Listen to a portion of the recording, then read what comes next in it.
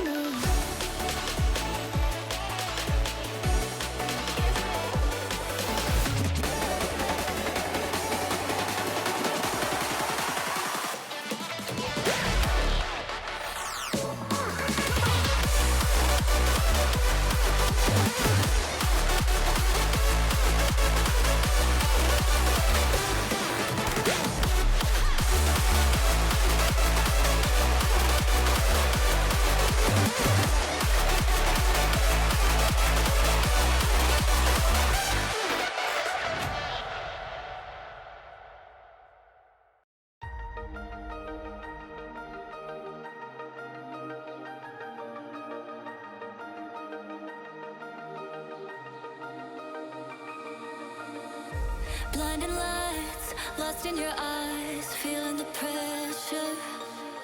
You and I, spending the night, chasing forever. For you, oh no, I'd be your one and only. Don't let me go. Hello, everybody, and welcome to the semifinals of Merc Academy IBSG. I am Halfling, joined by Fel. Fel, which teams do we got tonight? Hey, what's going on, everybody? We have LFA versus GCCE Tanukis. Both teams trying to hit up into the finals. It's a best of 5, and I am excited. How are we? How are you doing tonight? I'm doing pretty good now. I'm a little stupid, admittedly. And with that being said, I don't actually know the bracket off the top of my head. Is this a double elimination or like a winners take all? It is a Uh, single elimination. The Single winner of this, elim. yeah, winner of this Ooh, will go on to face AG Mojo Jojo for the finals. So everything is interesting. riding on tonight if you want to keep your season alive. 100%. So big game for both these teams here. And you told me before getting on here that these teams met up in the play-ins actually to qualify and seed themselves into playoffs. How did that go?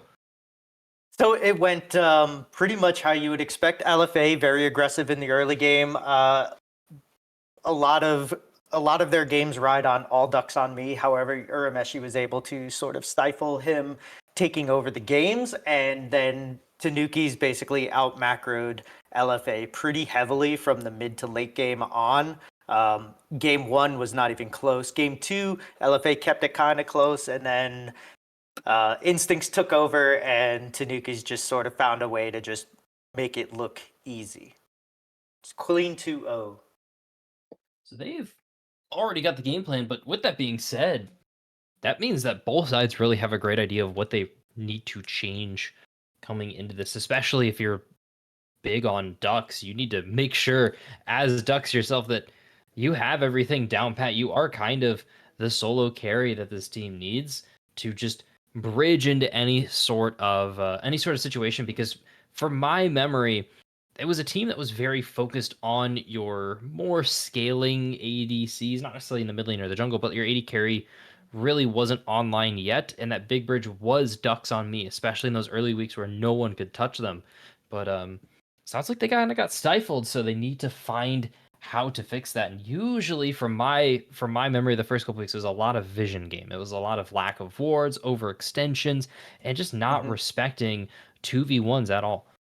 Right, and I think during the play-in series too, we saw Bigsby not send a lot of attention up to the top lane. In most of the games that they win, they usually stomp, and it gets to the point where even though he's not always on a split pusher, All Ducks is so strong by the 15 to 20 minute mark that they just roll over everybody. So if he is in the side lane, it takes 2 to 3 to stop him, and that's not even a guarantee that he does get stopped. And the rest of the team is able to just safely 4v3, 4v4, maybe get objectives that way. But when he is not getting ahead, the rest of the team just sort of seems a little stuck. So I would expect to see Bigsby going up top, making that a priority, getting ducks ahead of Urameshi. Urameshi is very good at just kind of staying even keeled and actually gets solo killed on he actually solo killed all ducks on me in game 1, I think it was the last time that they met. So he can hold his own. He's no slouch himself, but the team does not run through him. They play a great macro game. Basket Bread does a very good job controlling the map. When there's a play to make, he's there to make it, whether it's counter ganking or being ahead on the ganks or just making cross map plays while the rest of the team is sort of holding their own and doing what they need to do. It's actually very impressive to see an IBSG team play the way that they play. Now, kind of a glaring thumb that I got left off of was Pandorum from Tanukis. Was this kind of mid laner that was every person that I would talk to or hear about would be like, yeah, they just play these tanks and they're pretty easy to stop, and they get into the game and that Scion's unstoppable, man. It's too hard to deal with. It's too hard to manage. So do you think that's going to be a factor going into this game? Do you think we're going to see that Scion? We're going to see that Pantheon that they've got preference to, that Cho'Gath that they got preference to? Or do you think we're going to go back to those traditional mid laners that seem to really be working for them recently? I think it would be interesting to see. I doubt that that LFA give him the Scion because, as you said, Pandorum. It's crazy how good he is on that champ. We have seen him solo kill some of the stronger mid laners while they're on ranged champions with his Scion, right? Even B Sin and B's on Me both could not handle him, could not deal with it. And yeah, it's insane to see how good he is on that champion and how comfortable he is. But he doesn't seem to just take over the mid lane. He takes that and he uses that tempo to just make everything else around the map just work easily for his team. As we see some of the picks and bans coming through now, yeah, they're coming through in a blind pick. We missed the actual draft. Apologies. We'll get that coming up for game 2. Don't worry about it. But we've got to get to react to this much differently and a lot more unique in comparison to normal. Of I saw that Veigar flash up top lane, and I'm imagining that's a lane swap as they've got the Galio mid there, and people are just kind of out of order, and these champions are just kind of out of order more than anything else. But they're holding on to this. I actually think this is what we're gonna see. We're gonna see Dux Oh my. on Veigar up Into against Rumble. Rumble. Yeah, Ooh. maybe that's a weird pocket pick that he wanted to pull out to just throw them off. If maybe they realized without Bigsby here, maybe I guess an Ozdog is subbing in for Bigsby on here. Maybe he has a different game plan. Maybe they got together and said, "Hey, we're not going to be able to rely on Dux to just carry and get first turret and get ahead 2 or 3 kills up against Urameshi, who, as we were saying earlier, is just really strong on his own accord. So maybe give him something else." But okay, They are doing a little bit of digging too. Dux has games of this Veigar top. Expect to see them go Comet with the teleport, and their focus is just going to be to scale it through, go even to slightly okay. behind in lane, and just take the advantages coming at you. But excuse me, regardless, the Rumble is just a lot to deal with, man. The harpoons are so slow. Even if, yeah, you put down the cage, that just stops the trade there. You're still going to be down HP. You're not going to be able to trade it back easily as the Veigar. I'm a little worried for this LFA squad. Yeah, I mean, I guess if there's anyone that can do it, it's Dux, right? I mean, he's given us no reason to doubt him yet. But yeah, this will be extremely interesting. I think if Urameshi plays this right, he can get a strong, freeze over by his tower, and all Ducks won't be able to step forward without getting hit in the face with the harpoons and just get burnt. Once the Veigar cage is down, like, you really have no escape from this Rumble. He has that, his own move ups, his own shield, his own everything to just kind of block everything you want to do. So I'm really interested to see how the Veigar is piloted by Dux. One thing that I do like that they have is they have the Amumu jungle, they have the Galio in the mid lane, and then they have a lane bully in the bot side. What we see a lot of times here, and sorry if I'm going on a little bit too long with my point, but a lot of these teams, for some reason, when they pick a scaling lane, they pick another scaling lane, and then they pick another scaling lane, and then next thing you know, they've lost 2 dragons, the grubs, the rift, the first 2 turrets, like everything. So I do like that they have advantages on other sides of the map, and I'm expecting to see Amumu in the mid, in the bot, making plays alongside his Galio. Yeah, that's really doable. But then you're talking about making plays here, and I'm eyeing up that Nautilus Caitlyn versus Braum Ashe, or Ashe Braum, depending on the order you really care about. But still, that's a lot you've got to work with. That's a lot you have to come through. You have to get through that Braum shield. You have to get onto that Ashe. The Ashe, the typical counter, into the Caitlyn there. Is just very hard to deal with. I actually have the draft pulled up here on my own, and I can see that they early picked LFA opted into this Caitlyn matchup, which typically you ask people, most AD carries are going to be like, yeah, I don't really want to play the Caitlyn to the Ashe. The volleys are just too much damage. The arrow requires me as Caitlyn, this aggressive kind of like auto trade AD carry, that wants to have the barrier to get that extra HP, you now have to go cleanse. And the rest of the comp, you got to go cleanse. You get Sejuani ulted, you need to have cleanse for that. You get Braum stunned, you need to have cleanse for that. So Caitlyn's going to be missing that important barrier combat sum going for the cleanse this game.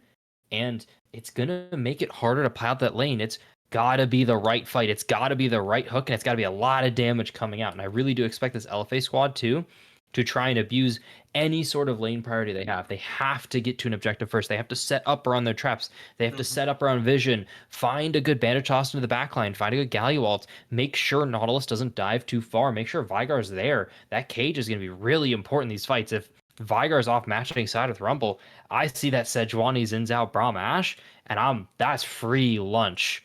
Amumu, Galio can easily go too far. They don't really have the damage there either. It's just Caitlyn. Yeah, yeah, it is. And even though, there's a little bit of burst with the Galio and the Amumu, when he goes Leandry, a bit of damage there. But yeah, it's going to be riding a lot on Caitlyn, especially if the Veigar falls behind, because then he's going to have to sit up at the top. He's going to be like a Nasus that just wants to queue, in your solo queue games where you're like, all right, thanks for not coming to Grubs or anything else ever in this map. And he's like, well, I got 600 stacks. So hopefully that's not the case here with the Veigar. As we're getting into the Rift, we're going to see this. And one thing that you mentioned that I just want to touch on before this goes, the amount of crowd control in this game. Every single champion in the Rift, with the exception of Rumble, has a ton of CC and agency that they can bring into the fights. Let's go for game one. Let's go for game one. CC is going to be the name of the game. Pandorum on the Xin Zhao mid lane there into the Galio. Melee v melee, not the worst matchup for either of these champions, but that Hail of Blades really means that this Xin Zhao wants to trade now and forever and get it off as fast as possible. There's no sustained damage in team fights from this GCCE squad. You're looking at Ikigui on this Ashe, and Rumble of all champions who can very easily overheat. Ashe can very easily overset. So both these teams have ways that they can kind of toss the fight a little too much here. Is a little trading coming around from BT Dub and Son of Zeus, but it's two tanks. It's kind of what you expect, more information than anything else. Yeah, we're going to see that a lot this game. Just a lot of early trades and low health bars, and hopefully that continues and it goes into some good action. What I do want to see though is some smart plays, some smart, like you were saying earlier, some vision plays, and good decisions, which are not always easy to come by in this league. But these two teams have both been very, very good at just always seeming to be in the right spot. Now, when they go up against each other, Tanukis has had the advantage, but we'll see where that goes. See where that goes. And starting off already, a big thing is you can see the wards onto that Raptor pit over by Sejuani there. They're going to know exactly where she is come in about 35 seconds or so, and that's going to be a big timer. Maybe you can play around that. You can already see some sort of trading trying to happen on Duxer meets Topside from Murameshi here. It's not going to work as much, not until you get that W online, because the Harpoon's just not enough damage. It's just kind of annoying more than anything else, but DT Dub there is already losing a lot of HP. Probably get a rampant Caitlyn Q, maybe a couple extra autos, a little mini aggro there, and that's about what it looks like, as level 2's going to get sprung up, but DT Dub's not in position. The Winner's Bite poke a little bit, get that vision, it's not the end of the world here for that bot lane though. Right, now, and Braum getting on to level 3s when he's going to be big, as we do see. And Nozdog is actually coming up here really early from an unwarded position onto this Rumble. Let's see if he can at least get a flash or something. He's going for a second. First Benjaw's going to last. There comes the Rage Cage. Jermish still has flash. He's actually happily taking this trade, but maybe betting a little more than he should. Uses that Scrapyard Shield. Is able to make it out of there. Ducks up me flashing under the tower to finish off the kill. Is picking up that first blood onto Urameshi there. Good gank from Nozdog, but could have wasted a lot of time there, but no way for Basket Bread there to be able to capitalize. No, there's not, and like the weird thing is he still had a ward in his, I didn't see where he put a ward, but he has no vision score, so he obviously didn't see anybody. So that's a really odd mistake that we don't normally see, like a mental boom from Urameshi. So I don't think that's going to happen again, but really well timed by Nozdog on this Amumu to just get that. And the last thing you want to see is a 1-0-0 Veigar before he even goes back to buy. crazy gank, really well executed for LFA. Yeah, they get the job done there. That now, if your ducks on me, this is a point in time where you could even call, I just don't need help anymore, man. I've got my one kill. I'm fine in farm. I'm up XP. I'm happy. Probably gonna get Catalyst here on this reset. That would be probably your best buy, just to make sure you're never gonna die and you're always gonna have mana. You can see it's getting worked on right there. Just not enough gold in the inventory yet. And all of a sudden, Spygar's gonna scale now. Now this question mark has really turned into a guarantee, and it's on a Nozdog here in LFA to continue to try and push that lead on the other side of the map. But GCCE, they gotta find something to do.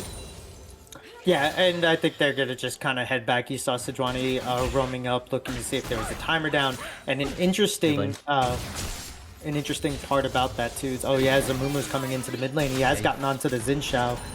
Oh, they've just bursted down Pandorum in the mid lane. Uh-oh. And Nozdog couldn't finish off the play either. Holy, so close.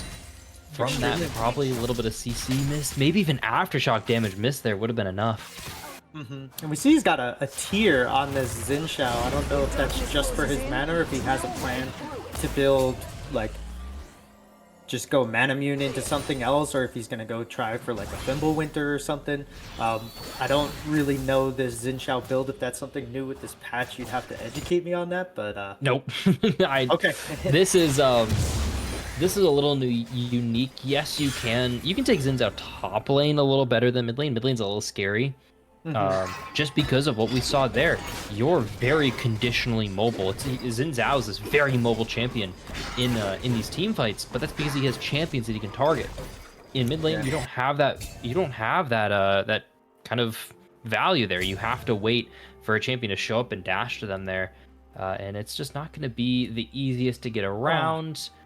And I imagine they're going that Manamune just because you're a jungle champion. Your mana costs are typically factored in with the pet respawn there. We can see that gold graph shifting a little bit away, mostly just off Urameshi and Pandorum pulling ahead in farm.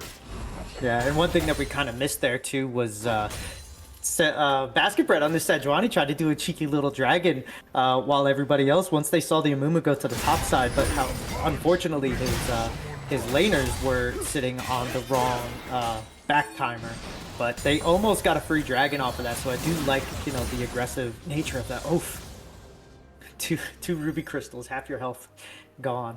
That's one thing that Rumble is going to have to pay attention to, is not getting caught out inside that Veigar cage, just giving away free AP every time that he gets hit.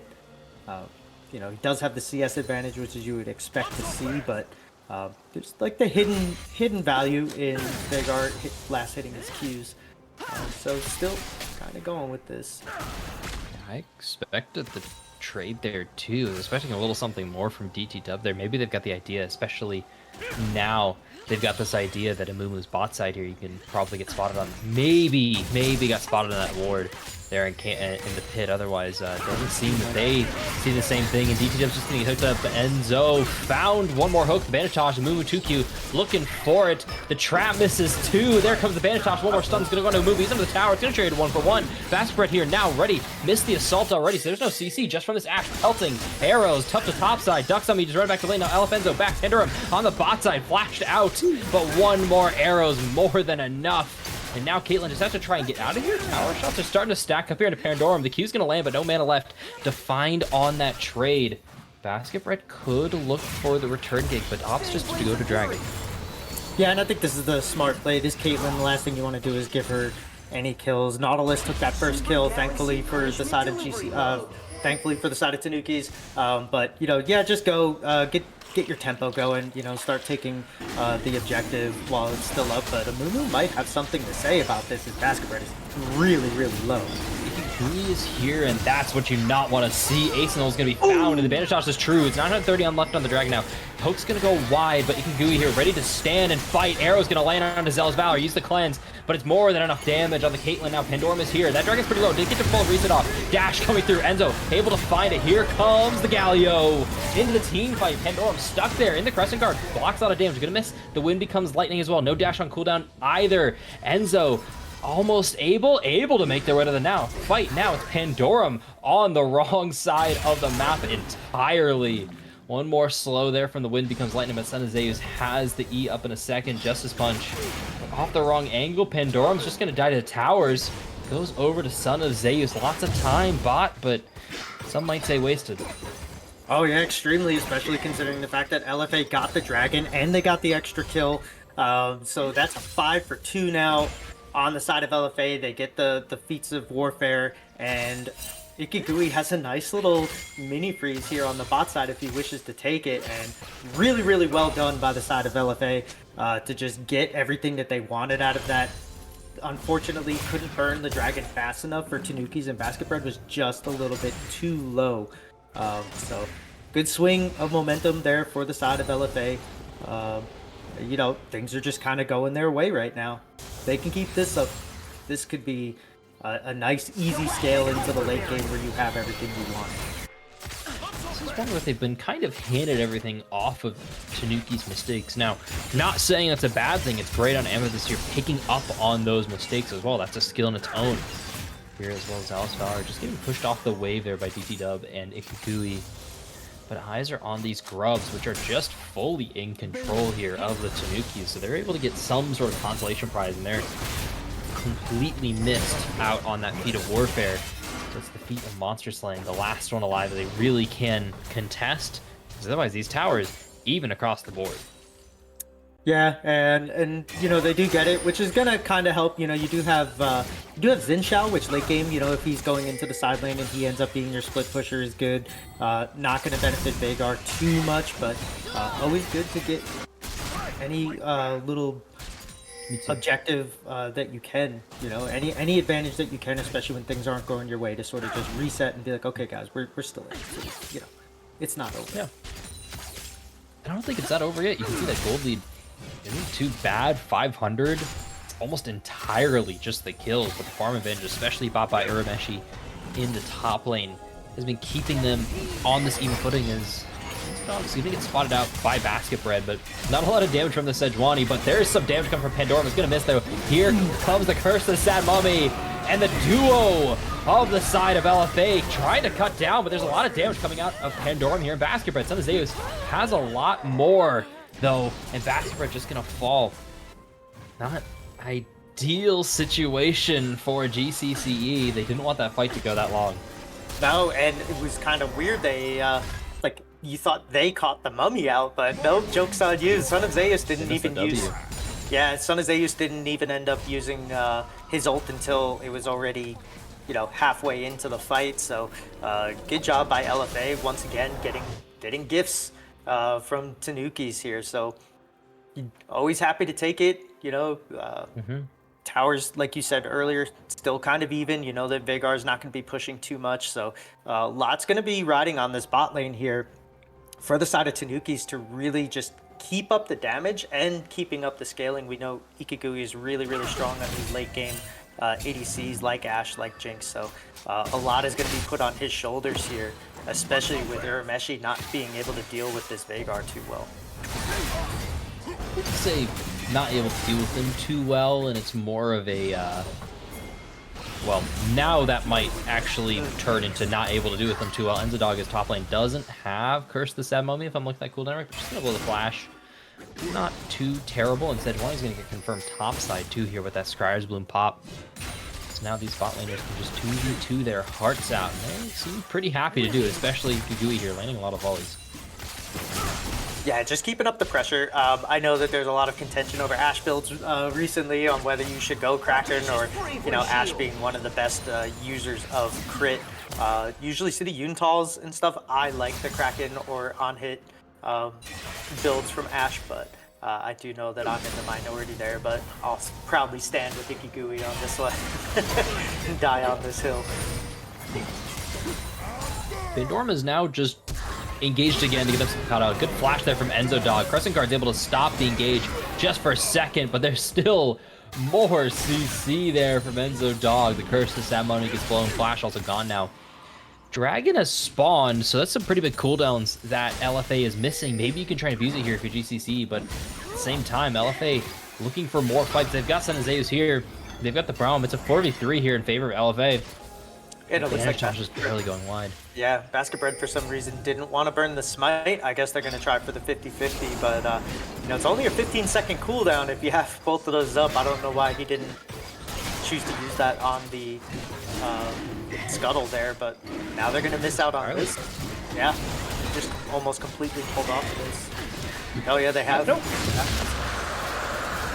I don't mind that call. I feel like if you have that big cooldown gone, right? You have the Curse of the Set Mummy that's gone. You know it's gone. Unless your goal is 100%, we're going to contest on Herald here, which I could see that by the reset timers, at least, if that's their goal, get the Braum topside. But he's walking bot lane here. Herald's up in 30 seconds. This really should be a roam top. This really should be that contest while this Amumu doesn't have the ult. Try and fight that at them. Try and be there first. Because if you're trying to play against this Caitlyn, this Amumu, this Galio, when you're not there first, it's just gonna feel so hopeless. Yeah, and I think part of that is you still see Nautilus down here. You don't want Ikigui to get behind. This is your win condition. She's already ahead. I think that Braum going here, they're gonna try to maybe you know, 3v3 for this Grubs, because you don't want to leave your Ashe alone with a Caitlyn Nautilus with ults and everything else up. So you also don't want to leave your Xin Zhao alone with an Amumu on the map. And that Amumu has walked over a ward, so it's spotted out entirely now. Breadbasket right around the river top side, back in the bot lane. DT Dubs just clearing out some vision. They really do just want to force a 2v2 bot lane here. They feel like they've got a really good advantage, and I agree. Look at that lock of the Iron Solari finished up here for Braum. They've got the items as well with the Kraken Slayer, so this fight should be in favor if it happens bot lane. But here in the top lane, it's Enzo Dog just getting a little caught up. First Bandage Dog's going to go wide. Son of Zeus here. Pandorum also here. Finally going to land that Winds Become Lightning, but they don't want to take the fight. They don't have that knockup prepped on the Xin Zhao yet. Enzo Dog still walking forward, still here. Your top laner isn't here. Your mid laner isn't here. Here comes the Galio, able to make the team fight happen. A good two-man taunt, three-man taunt actually. Justice Punch doing a little bit of damage, but now it's just 3 people getting tagged up by Son of Zeus. Baby Cage finally gonna go down. Son of Zeus flashing over the wall. Enzo Dog here, ready for the re-engage. But look at these HP bars from LFA. They can't do anything. They don't have the abilities. They just didn't seem super committed to the play at all. And it's gonna cost them all this space, all this time now. And it's a 3v3 honest. Oh, big pickup here out of Pandorum. A lot more damage gonna come out. Breadbasket alone in the team fight. A good taunt's gonna come out again, and there goes Urameshi. There once was an LFA there. They're gonna fall in an arrow from downtown bot lane. Lands for Ikigui there, and all Dr. has to flash away. Stuck in the baby cage. Pandorum gonna land the whip to the lane and gonna die though. Comet does a lot more damage than you expect, and in the bot lane, you know, Zuno, I believe that's their name, on the Nautilus, just so low. That's that 2v2 that I was wanting them to do, but look at that. DT Dub has Ignite still, which means they could have burned that there to find a kill onto either of these players there, and Winterbite's gonna get eaten up, but back comes through, and that's a tower bot lane here for GCCE. That's a Herald top lane for GCCE. They only need this one more dragon here to finish up their feats. yeah, and now it's going to be a race between that. This next team fight is going to be absolutely insane, and that Ashe Hour completely saved that entire play. That's one of those where you're just like, oh, I'm just going to send it, you know? You just like, hope it hits. If not, you know, same like it's Russian. So really well done. Oh, they didn't take it. Oh, Basket Bread was super low, and I guess Dux was still there on the Veigar, I guess. Yeah. Yeah, I think when things aren't going your way, you're just sort of a little more cautious, which I kind of like to see. You know, you're still thinking that you have the scaling, even though there's a Veigar on the map. You know, with that. But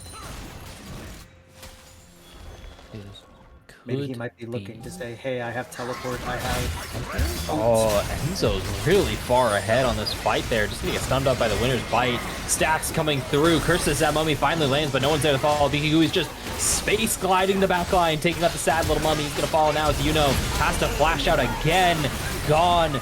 Ikigui found another, and the Galio ult's a little too late. The Ignite burning down alongside Urameshi, burn from the flamethrower. Ikigui's able to flash away from all Duxami. DT Dub walking into the wall, not able to chase down Duxami either. Son of Zeus and Duxami, the last two members here from GCCE, not GCC, they're taking the Herald. LFA, late to the play. Yeah, and it was a little bit of a misplay by Dux. I don't think that he thought Ashe still had her flash on her, because he was definitely in range for an ult. Could have just pressed the R to win button. He could have had a kill back onto there, and he could be 3-0-1, but as of right now, LFA finally making the mistake that GCCE was waiting on, and when you have good macro and good, you know, patience, you know, these are the things that can come to you. So finally, looking like they're taking a bite back out. It almost seems to me like Anazdog on this was just sort of baiting these guys to like come in thinking I have the Galio in my back pocket. But as you mentioned right before that fight started, Galio was all the way on the bottom side of the map. So a little bit of a misplay. We'll see if Anazdog, you know, has a little bit better awareness of where his safety net is. 100%. You really need to be wary of that that Galio combo, and I feel like GCC kind of figured that out a lot faster than LFA even. They now kind of have these cooldowns. They know Galio doesn't level up. They know that Nazdog, there we go, doesn't have the ultimate quite yet. It's just going to come off cooldown there. 10 seconds to see on the timer. Nazdog has to flash away and use the Blast Plant to get out. That Dragon's getting quite low. This is the last thing they need for feats of strength. There's no real contest here from LFA. Do they look for the exit frags there? The bull's gonna land beautifully into Zealous Valor. Here comes the Glacial Pither too. 3-man Curse of Sabon move, but where's the follow-up? No one's there with you, Nazdog. And that falls too, and the arrow looking for some extra credit on the test. Zuno's gonna fall again. It goes to DT Dub, and Urameshi solo killing Ducks on me in the top lane. Yeah, this is just like a comp diff for that one right there. Unfortunately, Ducks on Me gets caught out a little bit too far ahead. Takes the Sedge ult. That was a beautiful play by Basket Bread as they're about to just take this Otacon as well. And then just all the chain CC slows and follows between Sejuani, Ashe slows, Braum slows. Lockdown between all four of those champions, just crazy. You get caught, you are screwed if you are LFA. And really, really good like momentum builder for GCCE. Now we see it's an almost 4K gold lead when they were literally like 500 gold behind a little bit ago. What the? Okay, I just looked at Galio's inventory. Bloodletters is fine, but you're still not, like, your AP damage from this comp is very like dot and poke heavy until Ducks on Me really starts to get scaling, let alone is actually at the fights. First off, Ducks on Me has to be at these fights in order for Bloodletters to really happen.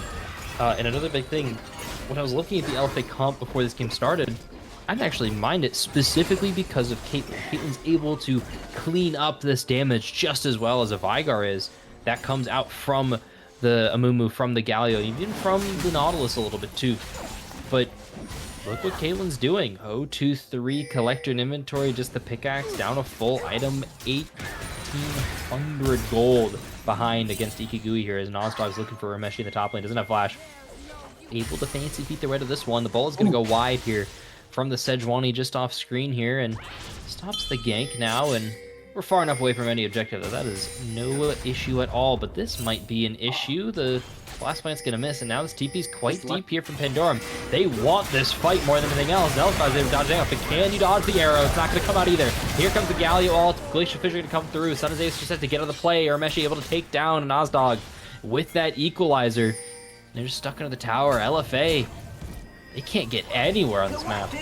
No, they can, and if DT Dub actually hits that blast cone there, that's probably 2 dead. A really good Ashe ult, you know, good call on that. The shot calling for this team is making really, really good decisions. Catching them, knowing where they're going to be. Braum is Brauming. If anything, yeah. I thought he was going to get their AP for free, but nope. Just chilling on top of a ward. Here's now we're starting to transition. We see the dragon is going to be coming up in 2 minutes. Baron is going to be right after that. So the next big team fight, you know, LFA seems that they're so behind on wards. Like if you look at their jungle compared to Tanukis jungle, they are so far behind on warding here. Which is just going to happen when you're behind and you're not making the best decisions. So now GCCE, all they got to do now is just keep their foot on the necks of LFA, and this game is theirs to lose. I think a big thing to look at is the Nazdog's actually been warding just as well as Zuno has too. So it's not as though LFA have lacked vision. I imagine most of that vision has been on the defensive side. But the big issue really has been trying to clear out any wards that come off from GCC. You only have that single sweeper to make it through the entire quadrant of a jungle, and usually you can only clear like a camp or 2 at best with a single sweeper. Yes, you get 2 charges like this here from Basket Bread, but it's just like a ward or 2. There's so much that has to get cleared here. It's so much is dark here. They're just grouping up as 5 mid, ready to fight, and this 1-3-1 here from GCC is kicking butt. Yeah, and you notice too that like alongside with not having sweepers, they don't have any vision wards, right? Like you see on the side of GCCE, even their Rumble has a vision ward, you know, and they've been buying them. The vision score is a win on everybody except for the jungler from GCCE, and that's probably just because they've had the sweeper for so long. They just haven't gotten a chance to, you know, see people with their vision. So a lot of defensive play from LFA. They're not usually comfortable. They usually want to be the aggressors. They want to be the first to the objective. So playing off of the back foot here. They can turtle, they can wait for Veigar to scale, they can use this Caitlyn, but you know, we'll see now. There are open wards. Yeah, if they feel like they need to contest every objective here, that's one way to do it. DT Dubs can get spotted out in that ward, on that bush there and just walk away. It's another dragon going to the pocket of the Tanukis here. Just finished up now. Now, really, that puts all eyes onto this Baron. We just saw a great 1-3-1 there from the Tanukis, converge on the dragon, ready to fight it, and LFA bought none of it at all. But with that being the case, we're going to this Baron here. The wave's not in a good spot here for LFA. Can they even find a way, or do you think it's just the full turtle? I think you call it full turtle here. You're way behind now. All additions, the Veigar, the Caitlyn, it's sort of subsided, and they're not going to get to the point where Caitlyn's one-shotting Ashe with the headshot for another 2 items. So I think you just kind of have to wait. And also, you're always going to be a little wary of the plays that you want to make when every time that you seem to step up, somebody gets caught out by the long Ashe arrow, by the Sejuani and the Braum. So I think now you just kind of want to sit back and wait. If they go to Baron, I would probably say you're just going to say, all right, well, we'll give them this one. You know, it's not Dragon Soul, it's not Elder Dragon, it's not the end of the world. So, but I guess we'll see where they end up going from here. And GT Dub on this rock is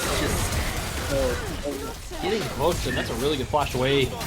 Depth charge followed Ikigui the whole way through. Braum going to put up the shield now. That's Basket Bread stuck, blocked down. First the Sad Mummy's used. There comes the Equalizer. There's a lot of damage, a lot of villages getting thrown out here. And then Ozdog is the last one to make the mistake, and it's going to cost LFA a whole lot. Galio's going to get canceled out on the fight in the top side, but that doesn't matter. Basket Bread falls. Zealous Fowler picking up another. Ikigui and Basket Bread too far forward, too many mistakes, but Pandorum able to pick off Son of Zeus there, trying to join the fight at the last second. Not a terrible situation here for either team. No, not terrible, but I think that's an overall win for LFA. Yeah, your Galio got soloed by Xin Zhao, but that might happen. His whole identity isn't going to be to just, you know, take on the Galio 1v1. He's the, you know, I mean the Xin Zhao 1v1. He's the team fighter. The big problem is Ikigui dying, giving over that shutdown, and Caitlyn picking up, you know, even more now. As you see, the Lord Doms is actually halfway done about. Last was but just the win cons there. Veigar getting just more and more now as we see is that a Hollow Radiance on him?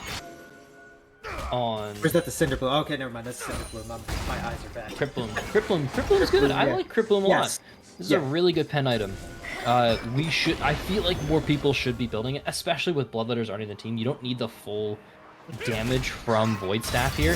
You can get the extra support. I have no clue what DT Dub is doing here. You've got no priority, you've got no one coming for your help at all, and that's exactly what I expect to happen there to a Braum walked in the jungle on their own. Every single time. Yes, Pandorum's got the push top lane, but Pandorum's not with you right there. Pandorum just says push top lane. That threat's not real.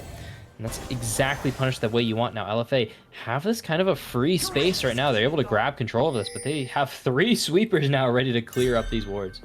Yeah, maybe they were listening to it. So their coach is yelling at them from the depths.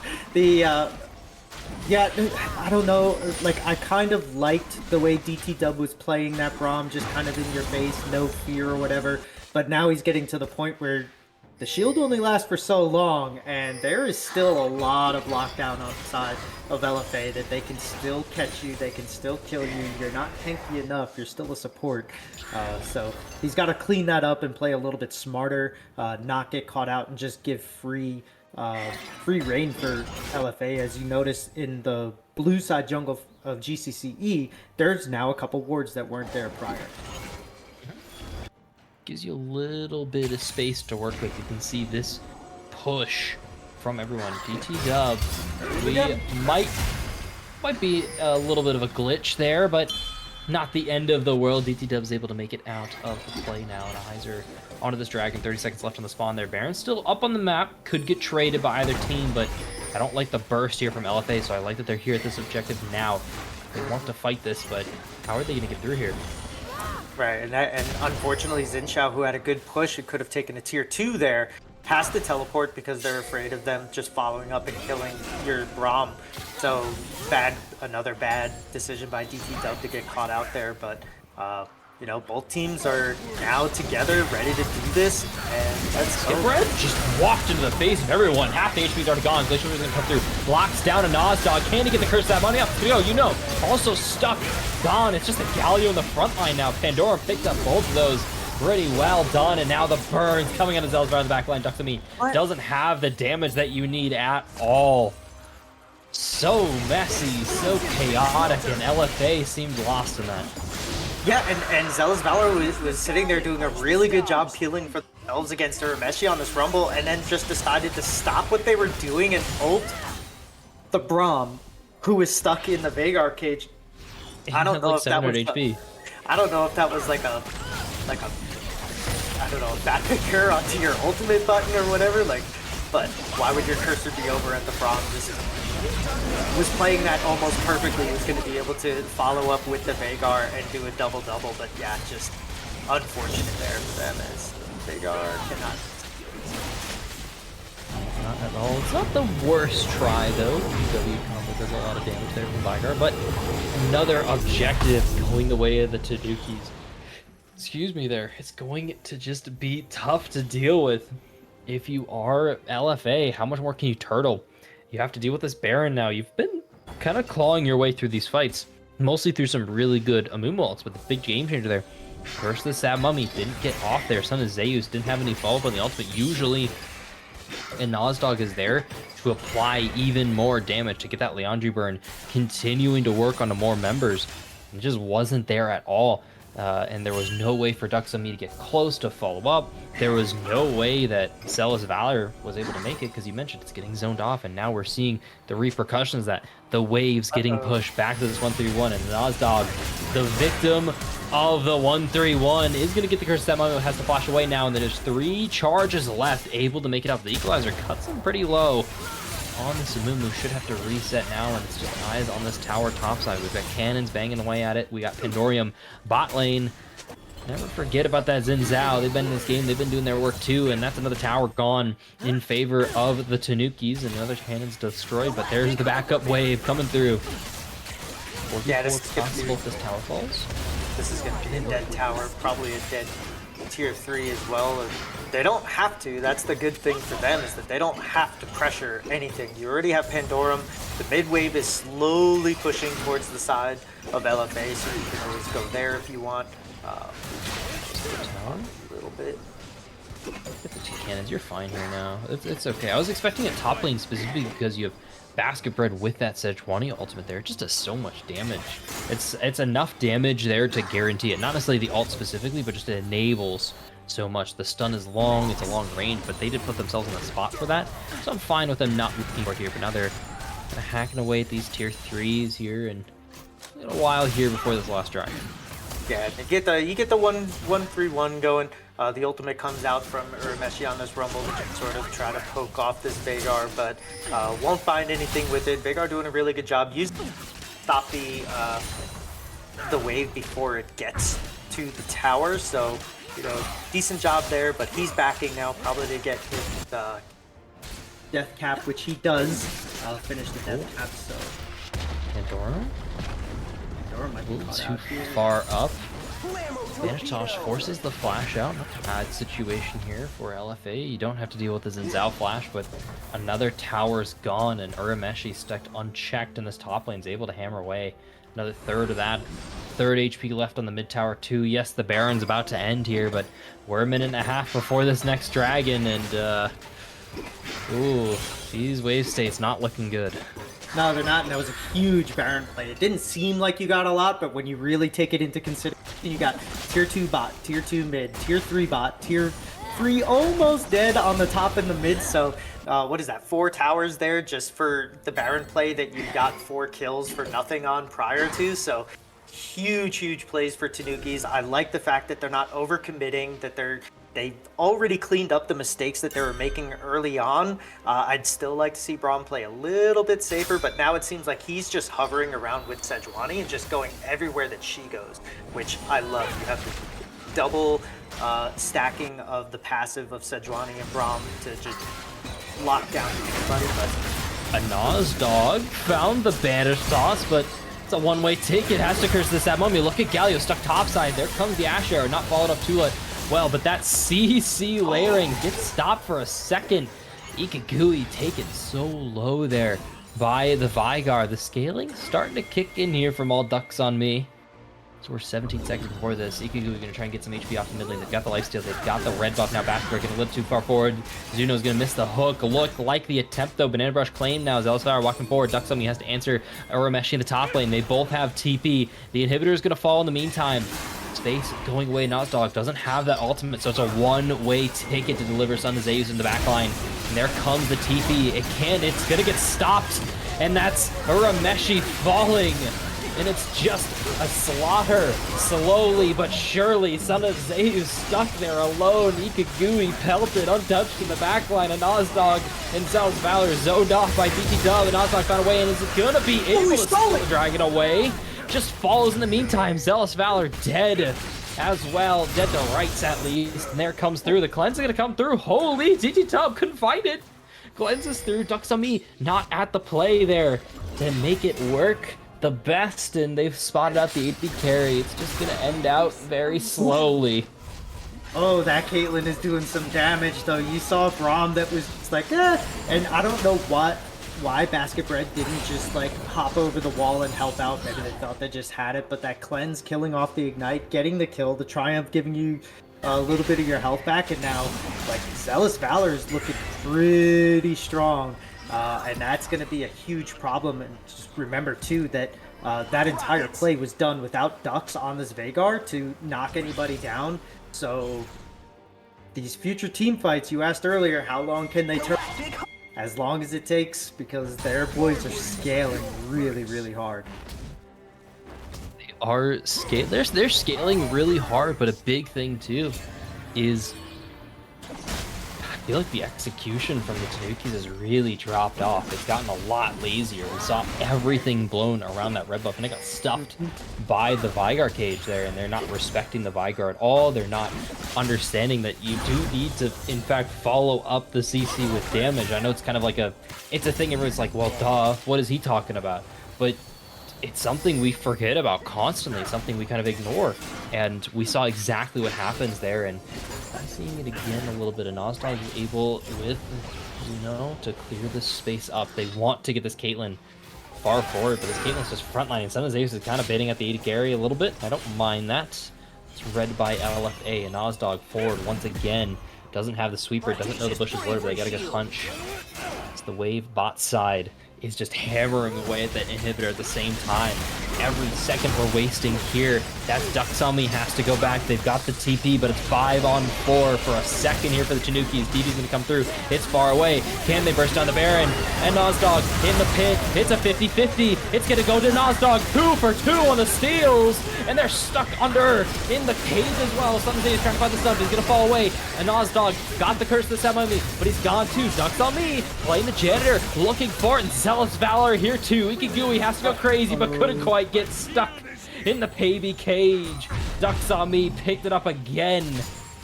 And this is where it starts to turn. You had everything you wanted, and on this has stolen the two most important objectives of the game. That's back-to-back smite losses.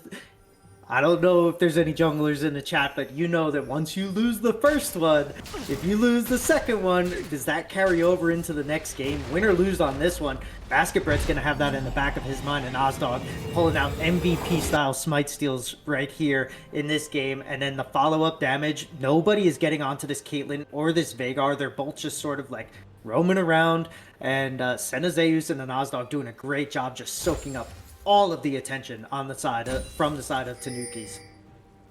100%. We've hit that point in time now where the AP start item tanks that we see in the jungle, the Maokais, the Udyrs, and the Amumus, they've got those tank items now. They've got the two tank items, so now properly hard to kill. Son of Zeus, if you look at the burst damage that's coming from Tanukis, it's Rumble, and that's kind of it. Yeah, Xin Zhao's got something, but it's not a lot. And the rest of the chip damage that's really coming out that adds a lot to the burst, it's all AP too, so it's getting eaten up by this shield here from the Galio. And it's going to get harder and harder to deal with, because now Ducks on me, you mentioned, scaled, ready to go. Caitlyn picked up those free kills in the mid lane, scaled, ready to go. It's a 4-hit Caitlyn. That's a pretty scary Caitlyn there to walk in any bush, let alone even just base them in the fight. I do need to see a little bit cleaner fighting, though. Find a way in the backline. You found it earlier. You got to do it again. Yeah, I think the problem, too, is that Pandorum on the Xin Zhao, like, when you ult and everybody's able to just come back right where they were and get back on top of you and just peel for this Caitlyn, they're treating it like a Protect the Jinx comp almost, where Caitlyn is just doing everything, or he's getting all of the... Oh, boy. Ozdog. Thought we learned about this earlier. Oh my! Ducks on me has a lot of damage. This all of a sudden turned in favor of LFA. The pick! And Ozdog fell, but it doesn't matter. Basket in the back line. DT Dub is gone. Look at Ikigui's HP on the side. He's not here to fight. Urameshi, you're stuck on your own in a 1v4, and that's exactly what we expect to happen. Caitlyn found the headshot again. DT Dub's getting followed up. Hook's gonna be able to land. Yuno picked it up perfectly. It's just DT Dub has to run away. Gui's already turning tail and off the run. A Ozdog lived for so long. Ducks on me took it as a chance, and now the base is wide open. Those death timers a little too long. Oh my god, that is so unfortunate. If you are Ikigui and when you watch this back over, the one person not stuck in the Veigar cage still gets hit by the W, takes all of that free damage for nothing. So, yeah, the fight was just lost. We see this time and time again into Galio comps where if you cannot kill the target before Galio gets the ult off, then you are screwed. And when you have an Amumu just Curse of the Sad Mummying, you know, locking you up before he dies, there's so much time bought. Really, really well done by... Very surprising to me that they took away this win, especially from the mid game on. But yeah, like really, really well done by both teams. A really interesting situation there. You typically, when you find the picks like that onto the junglers, tank or not, they just get bursted there. But Amumu lived for so long there with that extra shielding, and it gets turned on its head there, and it's the big scaling. You can see those damage charts really painting the picture of what we were seeing and saying. It's Ducks on me and Zealous Valor there just putting the team on their back, pumping out damage numbers, and it's the CC just not mattering because there's no follow-up. Urameshi not there to lay down the ults from the Glacial Fissure from that Ashe ult. You mentioned the Ashe getting hit by the errant Veigar damage. You just can't be doing that at all. It's just not where you're supposed to be. But if I'm correct, we've got a best of 5 here, so you've still got 2 more games to really figure it out, let alone 3 more if you're GCCE. So no pressure. Figure it out, regroup, reform, and go into game 2, and we'll see you when that starts.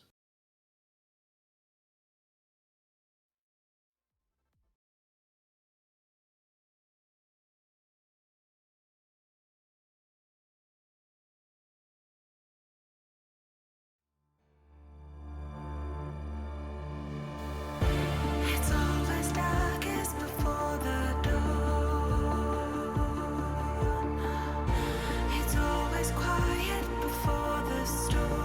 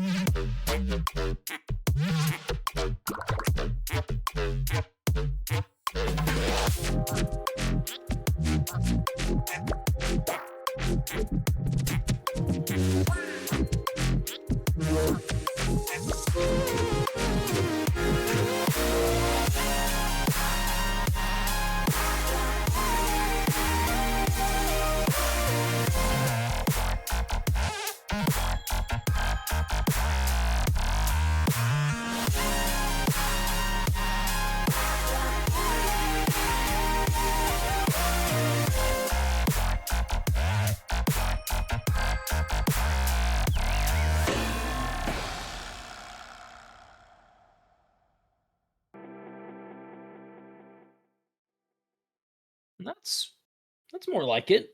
Quick, short little break between game one and game two as draft coming over underway pretty shortly. Fell. We saw an interesting game, mostly led by the Tanukis there on the macro, like you mentioned, but LF Amethyst, they fought their way out of that.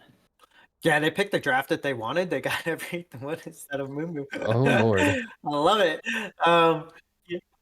So LFA took the blue side on this one, so Tanukis will be on the red. We see the Jinx coming out for LFA. Zealous Valor going to be piloting that, and Tristana over for the side of Tanukis, along with the Amumu in the jungle. Taking that away, we do see the Veigar did get banned this time, which means the Scion is. Oh, never mind. That's from the other side. So Pandorum still won't be on this Scion, but we do see the Silas coming out for LFA and Poppy. I kind of like that. I don't mind that. So what that's supposed to do, at least like ideally here, as Amumu slowly fading back into existence, is you stop the like Amumu fully following the bandage toss, but he's still in range to get that curse of the Sad Mummy off. And you stop the Tristana, which is good. So like Jinx, Poppy, bot lane, and Tristana, perfectly fine. Now you're looking at the support here, and you do kind of have to go something fully AP. You're kind of flexible here, and I do like the Swain, fairly short range, coming from the Silas, coming from the Poppy, and most likely a melee range, a melee jungler too. If this Poppy doesn't get flexed there, not a bad situation for Swain here. But the Poppy into Tristana and Mumu, it's looking a little deadly already. Yeah, so do you think the Amumu into the jungle and then Swain Tristana bot, or is that Swain going to be Pandorum in the middle? I'm hoping it's bot lane, honestly, because I really like putting pressure onto Jinx. And I think Swain can do that specifically with Tristana because you have that range to kind of mostly poke at the Poppy more than anything else. Abuse the Poppy, abuse the champion that's going to be in range rather than like trying to overextend to get the ideal target. Take what you're given, and Tanukis did that really well all throughout the early and mid game of last game. So I'm not too surprised if this goes there, but you can see with the mid lane bans, specifically mid lane bans that counter Swain, I'm imagining this is going to be a Swain mid. They're holding on to their support here, but you're picking support on 4. Or 5. You could pick it on 5 here, but a counter pick not going to top lane, especially when you're dealing with a player like Dux and in a matchup that was surprisingly close from Urameshi, I would very, very much like this to be a top lane on 5 and like your support mid laner confirmation on 4 here. Yeah, more than likely will be. I'm just having some fun. I don't really know how much I like this draft from Tanukis. It looks like they're trying to go like the opposite way, where LFA is still doing the same thing they did last time. They're gonna, instead of having Caitlyn protected, they're gonna have Jinx, as you see the Ori coming out. So that will be a Swain support or Swain top, but more than likely support. So it's gonna be Tristan Swain versus more than likely Jinx and Poppy, unless LFA sees something that they would rather have on their bot lane with the Jinx. But yeah, I really, really like LFA's draft right now. No matter who Tanukis picks, those are some pretty awesome ults for Silas to steal and use on his own. But I guess we'll see the Morgana coming out. I mean, technically, if you yeah, that's a flex there. You can bring the Silas, Poppy, and Morgana technically to all 3 of the roles that we think they can go. Silas support being something a little more fringe. So, but your top lane, Not the Yeah. worst, not the best. We've seen him kind of take some hits recently, and if Urameshi is an Aurelia player, this could be disastrous for Ducks on me. But I imagine if you're this confident to lock the York on 5 here, blue 5, you're not expecting that kind of a showing here, and you're really expecting the tanks like they banned out here. They're expecting something to contain it, but you can't contain York. No, I mean, though, one thing that could, like you were saying, Aurelia, I'd also like to see a Trundle here. Trundle is really good. He can match the split push, and once you get into late game, he can beat the York one-on-one, and we're going to see a Jax. So this is going to be a nice scrappy lane up here in the top lane. I'm excited to see Meshi on this Jax. From what we've seen so far, he's been able to sort of just, hold Ducks to doing what he does, but last game it just got out of hand once Vagar started scaling as hard as he did. But yeah, it looks like these teams are going to want to scrap again, which is really, really fun. So I'm excited to get into this game too. Yeah, I'm interested to get into this game too. Um, Mostly curious about that top lane matchup because we saw something a lot easier to work with, being that Rumble, that very easy to access team fight damage from Mhm. the Rumble, and now all of a sudden you've got this Jax, which is like not necessarily countered, but not a counter in itself. And as you mentioned, there's a ton of really good ults here for Silas. You're also really short ranged here as the Tanuki, so the Silas grabbing Swain ult is just going to use Swain ult Mm. better than Swain, which is always the worst feeling ever.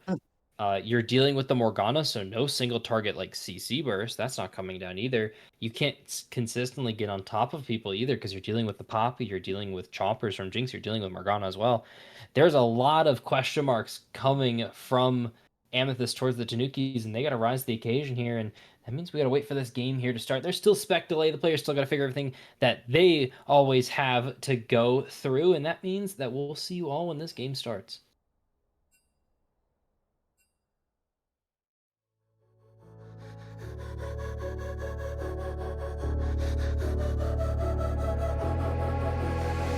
Head down the highway side, cold wind, but it feels right. With you, I'm heavy breathing. Feels like I'm lucid dreaming. I'm not usually the type to rush into the night. This time I can't be speeding. I'm taking it slow, but I just want more. I'm taking it slow, just go with the flow. I'm taking it slow, but I just want more. I'm taking it slow, just go with the flow. I'm taking it slow. My knees on the I'm begging for you. It's you I am. You took me to see Versailles in the middle of July. I'm falling to the deep end, giving into my feelings, afraid to go on this ride. I'm scared to crash inside. This time I might be speeding. I'm taking it slow, but I just want more. I'm taking it slow, just go with the flow. I'm taking it slow.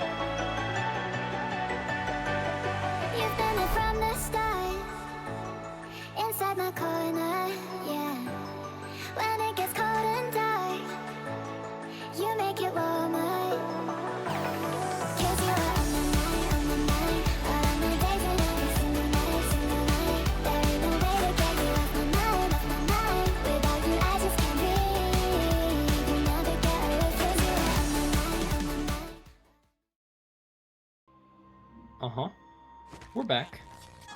Game 2 underway. Tanukis on the red side.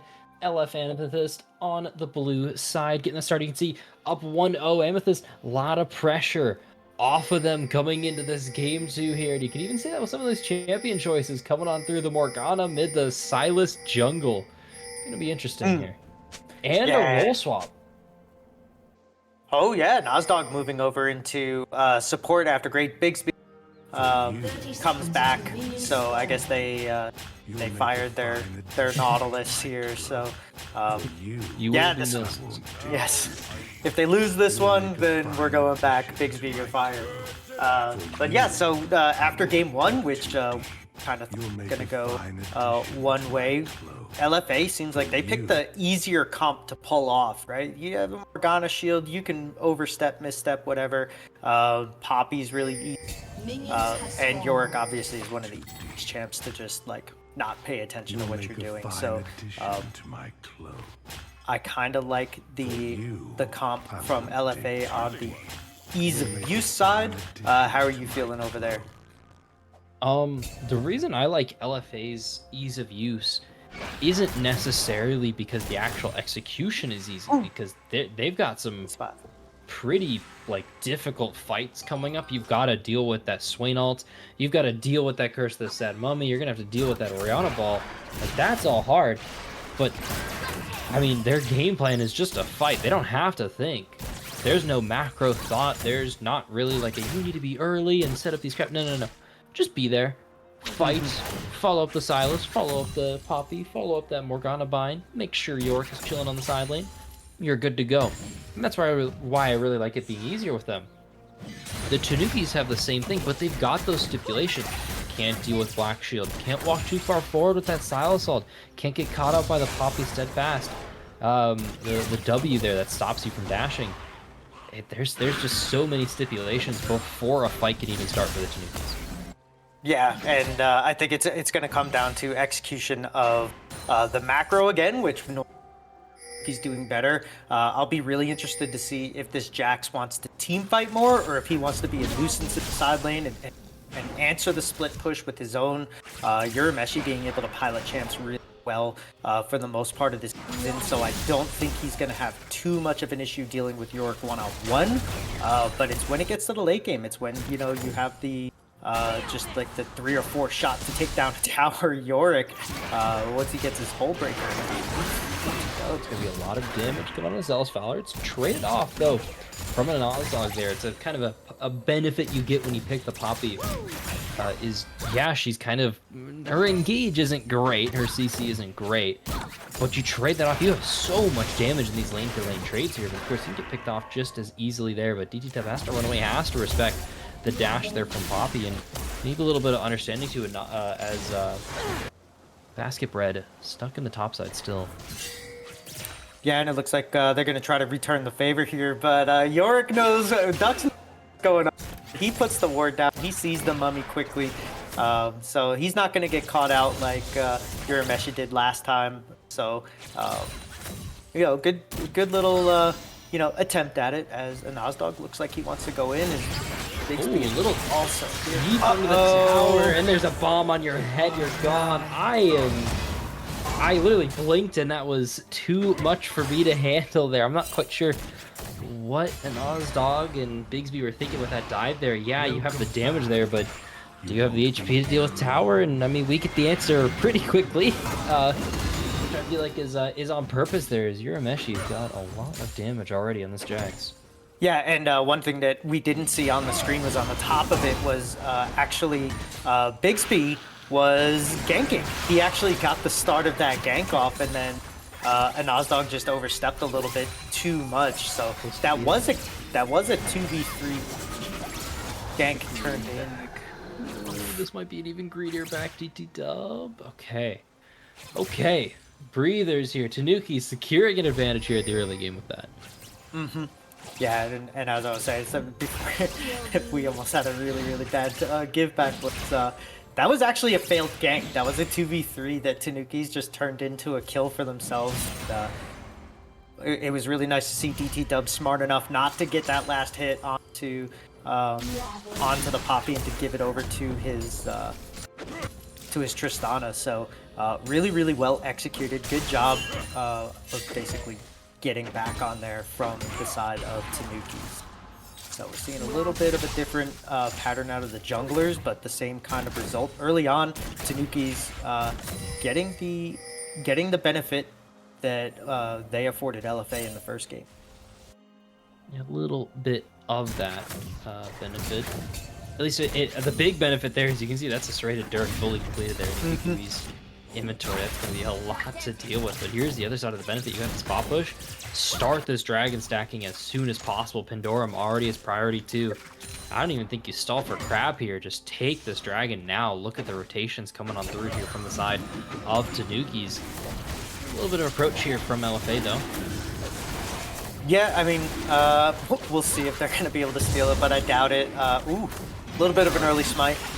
A little early spite, but a Nazdog's able to find onto Yui. The trap's just barely not in time now. Basket Bread is standing loud and proud and in front of a Nazdog, falling again, victim to another bandage toss. Yeah, and it just seemed like maybe they were just a little off on their communication there on what they wanted to happen. Unfortunate for the Poppy, gets caught out yet again.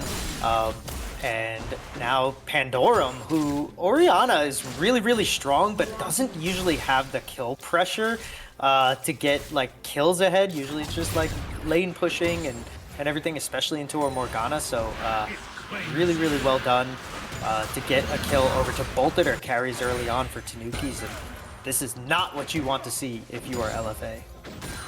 No, it's not what you want to see at all. And it's putting a little bit of a wrench in their game plan too, because when I view this team, the big thing, yeah, a lot of damage under Urmesh here is just taking up Maiden as well. But big thing that I want to see from them is targeting the Swain. Early Swain's relatively squishy. Even if you do end up trying to rush that all-important Rylai's, that makes your ultimate pretty valuable here. And that's back to the top lane. Duxami's going to flash away from the gank. Basket still here, still has the bandage tosses, but stuck in the baby cage. Urameshi starting to get focused down. A lot of damage coming from Maiden here. Now Bigsby's showing up, ready to kick off the scraps left by Duxami. And Urameshi's one shot here. You don't want to get hit by anything. You've got to respect that there, but back to the bot lane. The big thing that you do want to do here is LFA on top of ganks like that top lane there, getting spread out almost, but you want to target away the Swain. That Swain dies while they're squishy, while they're the pre-level 6, the pre-Zanyas, the pre-bonus HP. Swain takes a lot of damage here, so you can just see a little bit of poke is already a third of his HP. Yeah, and I'm actually kind of surprised that Bigsby didn't follow it up with the tower dive onto the Jax, because he was so low. You could have sneezed on him and killed him. Unfortunately for Yorick, he the E trying to get that little bit of damage off. But you know, maybe a misstep here as an Asgard wants to take the fight to Pandorum.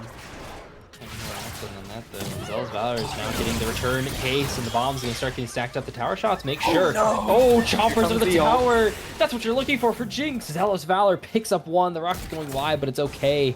And Groves, in the meantime, picked up by LFA, now fell. There's a rule. I take this rule from Risen. I've been following this one for a while here. Started out in Dorms here, went to draft. Now it's in Mythic 2. It's Jinx. You get 3 kills on Jinx. Game's over. Doesn't matter. That's her spike. We're 1/3 of the way there already. Yeah, it's like the opposite of a 10-death Yasuo spike, right? So yeah, really, really unfortunate. I like to say, hey, their support is gone. Let's go for this. But once you miss the E on the Swain and you can't pull it back, you know, you just gotta take that for what it is. Unfortunately, overstepped a little bit, got caught out on the chompers, on the turret, and you just give your life for no reason. Good call, bad execution.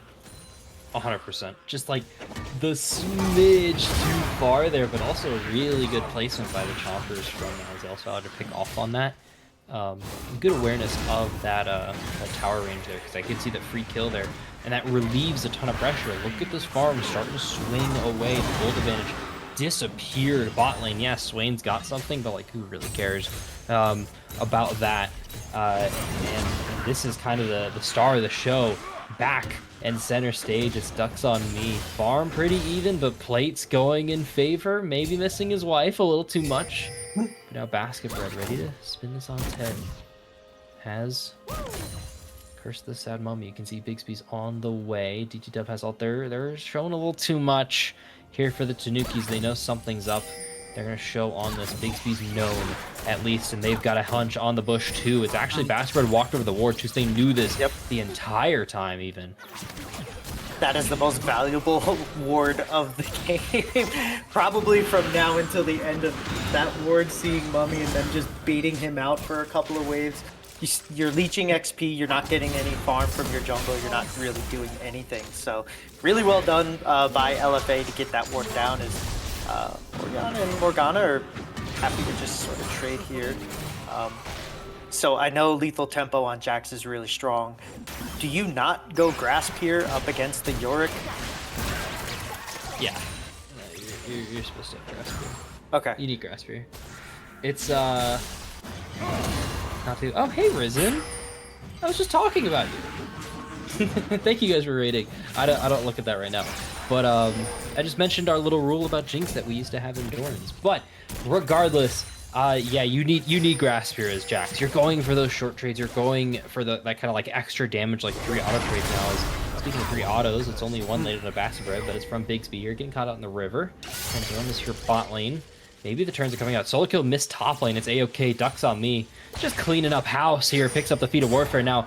Basket Bread goes way deep there with the Curse Stab on this turn. It's a shockwave. There's nothing coming for Bigsby. Rocket's getting eaten.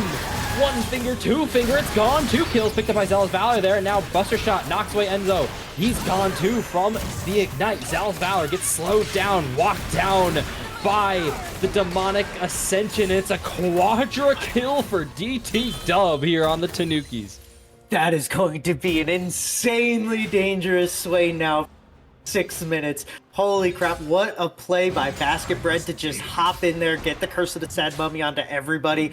And even with Ducks using his teleport, now he's not going to be able to push that tower, get that objective either. So now just huge play for the side of GCCE. They played that almost perfect. Pandorum getting a 4-man shockwave in there. Really, really well done. And that is going to be a huge problem moving forward if you are LFA dealing with this Swain. And we mention all the time that Sylas is the champion that uses your ult better than you can. And you were designed to have that ult. And one of those bigger ults too is Curse of the Sad Mummy. It's that Amumu ultimate. He had that in his inventory, CC locked the whole time, bursted down by the shockwave, bursted down by the enemy's Curse of the Sad Mummy, bursted down by just a little extra chip damage. That's the big team fight ult that you as LFA were waiting for. You were waiting for that to come off to go for that counter engage. Gone, off the table. Everyone had to scurry like rats trying to get out of the play there. And Zealous Valor able to pick up a little bit in the meantime, but still died in the end. 2 kills on the Jinx right now. Just waiting for that third to finish off the build there, and you can see that's the swing in the gold graph there. Mostly in farm there from the early game by GCCE. A little bit of free kill there, the swing coming from the bot lane dive, and now it's back in order here with that quadra kill. Another dragon picked up as well. You can see 2 and 2. Of course, Feet of Warfare gone there. It's 1 objective left, and that puts eyes here on that Herald in 1 minute. And Enzo Dog's not going to be able to find the push on a DT Dub. A lot of damage traded off in the meantime. So we breathe here just before this Herald.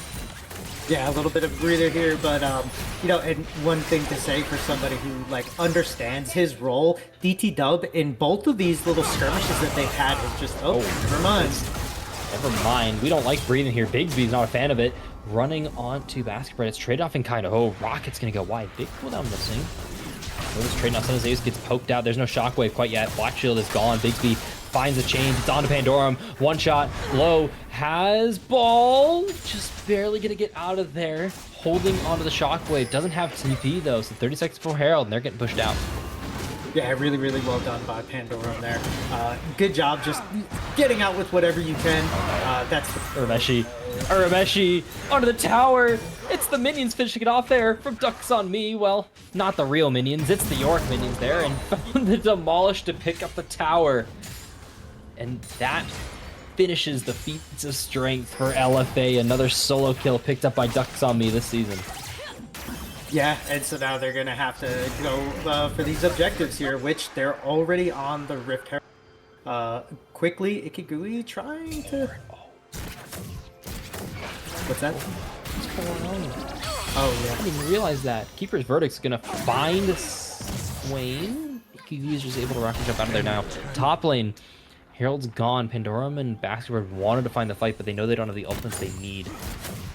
And no top laner either. This is what we kind of meant by it's really easy for LFA to play this. They just have one winning lane to make it out. 0-3 Poppy, doesn't matter. 4-0 Yorick winning on the side in a 1v1 and a 1v2. Happily doing it just with the one little assist gank, and all of a sudden this map wide open here. DT Dub has all of this gold from that team fight, and I don't know how much they can use it. Yeah, it's unfortunate when when you're the bot lane, you see your top laner just dying, and you're like, bro, come on. And it's into a Yorick and take Grasp, which I think would, allow him to live a little bit longer and trade better, and we might be seeing something different. But now you already have the tier 2 for the Yorick, you have the Triforce completed, turrets are going to fall so quick, and once these lane swaps start coming out, they're going to have so much agency with this Yorick to kind of do whatever they want, where GCCE is going to have to send at least 2 people just to deal with him, because the Jax point cannot even come close to him. No, Jax can't do a whole lot, and with that continuous damage lethal tempo there, that's just benefiting Yorick even more. Yorick wants to go for these short trades, has that Grasp even dying, but now has the gold advantage to kind of go for these extended trades, has the Maiden up at almost all times now as well. And that just means that these extended trades are just going to not go in favor of Jax. So Jax is not playing into the strengths of the matchup right now, and that's going to just feel extra awful. Let's just check different waves, and Hells can fall. It's a push on the wall, but Banished thought maybe didn't want to get landed there. You can see that's the reaction for both these players. Enzo Dog just have to flash to the play. Basket Bread's still stuck in here for a second, taking a little extra poke. Ikigui almost got away with murder there. I think he's going to pop the demonic descent from himself. Basket Bread stuck in the back line. There's a shockwave again from Pandorum. Cuts down the rest of LFA. Ducks on me's here, though, to make sure. Hold on, simmer down, Tanukis. I'm finding another one. Ducks on me, picked up Basket Bread there. Now looking for DT Dub. That's a very fed Swain. Not quite a big shutdown, but able to make it out of the play. Urameshi picked up the top lane tower in the meantime. It's a 5v4. Goes about even for both these teams here. But Ducks on me mid lane threatening this tower. Yeah, you get kind of an extended two for two there. But DT Dub is super low. Unfortunately, I don't think there's any minions to rise from the grave here. So they'll be safe enough. If they want to get rid of the Maiden, yeah. God. Oh man, they're so low. They're so low. Dragon's up as well, and no vision set up at all for Jinx. Yeah, if only there was a Jinx rocket to come down the middle there, that would have been amazing for LFA. But as you were saying earlier, while all that was going on, and they get the 2 for 2, and they get the tower, Jax also gets a tower, and he gets a lot of time with 3-4 waves of minions to just sort of crawl back into this and be relevant again, as now we're seeing the teleport coming from Yorick. And Jordan's in a really rough spot now, and Shockwave just got burned on a single target. Bigsy's gonna take a little bit of damage, but happily done it. Now Pandorum ran down by Ducks on me. Stunned up, locked down, bombs on his head. He falls as well. Bigsy's stuck in the backline, using the Grandmaster's Judgment a little bit to get some extra resistances. Stays alive for a long time. We're not gonna find the stun there onto DT Dub. He's getting rained down by Zealous Valor now. Basket Bread finishes off the Dragon. Jinx is rocketed. It's gonna miss. Banishoff's gonna go wide. It's another kill for the Jinx, and it's gonna make it 4. It's a double kill for Zealous Valor. Dragon going to Tanukis. It's a triple kill actually for the Jinx though. Yeah, and the only thing missing out of that play was the clean Dragon steal, right? GCCE bit off a little bit more than they can chew, considering how backed up they were, and Zealous Valor doing a great job up against the Wayne. I was saying earlier, sort of keeping Zealous Valor from being able to fight by the person away. Zealous Valor had an open lane to just push his resets afterwards, and they end up paying the price, but they do get the they lost the first turret, so now that's what is that? That's feats for the side of LFA, but they do get you get a little bit of a dragon back and feeling okay about this. Your mummy's doing about to start buying some tank items, So moving along forward here, LFA still kind of in the driver's seat with. If you're the Tanukis here, you really just have to kind of sit up in the chair and make sure that that everything's ready here, because yeah, you're only down 1,900 gold, you know, tit for tat, but Urmeshi's just getting picked off here, and this is the freedom that you're afforded with this winning lane from Ducks on Me. Quickly picks up the side lane tower. Jack's trying to trade it off. Enzo's pretty low there. They're not able to find the Empire's Eye, and he falls again. Ducks on Me picking up another kill to Urameshi. It's traded, but not really worth. No, it wasn't, unfortunately, and now things are just going from bad to worse here for the side of Tanukis, but they are going to catch Bixby out here. The chains didn't go wide. The bomb's going to blow him up now. Maybe looking for the overeat. Doesn't have the bomb reset, but has a jump reset. Valor taking the autos, dodging everything. Able to go 1-for-1 there somehow, some way. Son of Zeus has to flash it out of the play. Pandorum burn the shockwave as well. Ducks on Me. Hey, knocking on the front door. That's top tier 2 gone. Yeah, but you still get a little bit. You get another kill on this Tristana. She ends up paying the price, so she's now 4-1-6. But you know, both of these sides, I think, are kind of happy with where that one was going. Is Urmeshi trying to trade with Ducks still, but just doesn't have. Ducks on Me is now a little bit on the overextended side. Maybe turning it on its head. It's Urameshi falling. Ducks on Me getting the healing that he needs. Ignite's going down. Pandorum picked up the kill, but now you can see the pings in the map. You can see the movements. They're blocking it towards this Otacon. That's the clear sign they need. Pandorum has the ultimate coming up, but can they respond to this in time? DTW has to reset. I don't even think they have any vision on this. No, but they know. They have the idea. This is the call on the field. They know exactly what's going on, and that's a good bit of bouncer play there from Enzo. Has to keep his verdict spell. It's going to knock away the Amumu. There's no steal attempt now. Looking for the X frags. Ikagui's going to get zapped and has to rocket jump over the wall. Doing fine. Minute 30 left on the Dragon. Pandorum looking for some extra damage. Doesn't have... Oh, did Shockwave. That was a Shockwave. My bad. That's just out now. Just 130 for Dragon. Yeah, just barely missed on that Shockwave. I think it might be up by the time Dragon starts, or if they can sort of stall this out so that Pandorum has it back up. But yeah, just barely missed. I think that might have been a kill, or maybe even 2 for Ikigui if that lands. But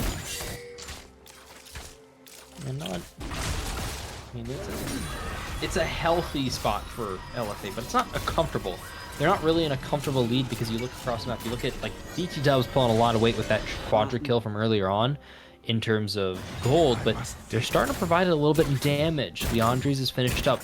Very burstable, though. Doesn't have that Zanya, so you can really pick off this swing quickly. Doesn't have any resistances at all, just the flat HP.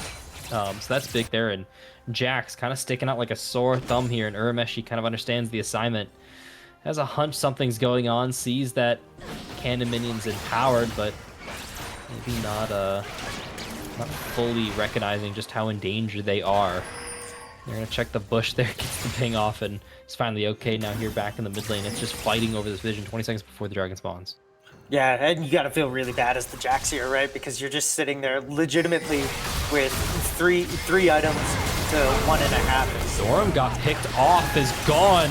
Where was he? He's just stuck there. Son of Zeus picked up the kill now. It's Enzo getting focused down by Urameshi. Not even able to finish off the fight. He's so behind. It takes too long. It's a double kill going over to Son of Zeus, getting ran down. DT Dub finally falling. Bursted by the Morgana of all people. Urameshi finally picked off an Ozdog there, and Ducks on Me, TP to the play, ready to make it work. It's Pandorum too far forward. Basket Bread trusting the mid laner has been right so far, and finally wrong, and they didn't know what to do with it.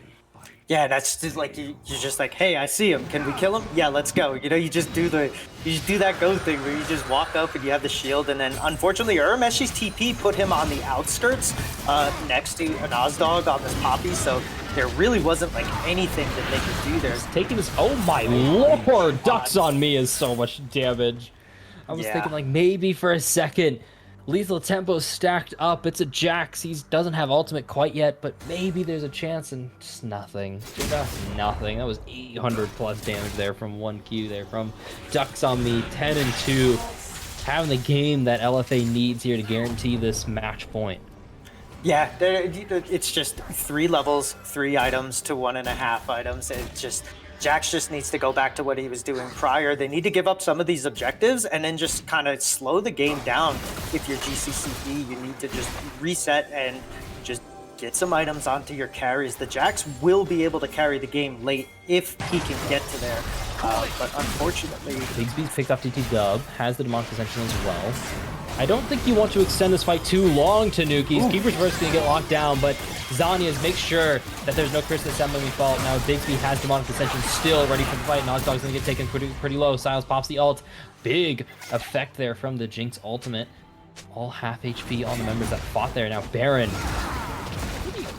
pretty doable now for LFA.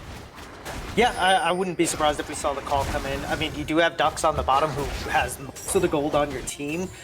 Is on the bot side with no teleports, and maybe you don't pull the trigger on this knowing that the rest of the team from GCC is here, but somebody's gonna have to go answer that, and if he gets caught, if Pandorum gets caught in the Yorick cage, they're dead. They're also 3 levels behind and an item and a half behind this Yorick. He is doing so much work. All Ducks on me showing that he doesn't just have to pull out weird Vagar picks to get ahead and to carry this game. Even then, I would say the Yorick coming out like this is pretty weird personally, just because it's usually a champion you see on 5 or with like a lot of bans. Yes, they ban the tanks, but those are tanks that don't deal with the Yorick too well, Shen and Ornn, so mostly just a comfortable performance for Dux on me, and that gold graph is definitely reflecting it. Every single big up is some sort of play, and it's Urameshi getting caught out again.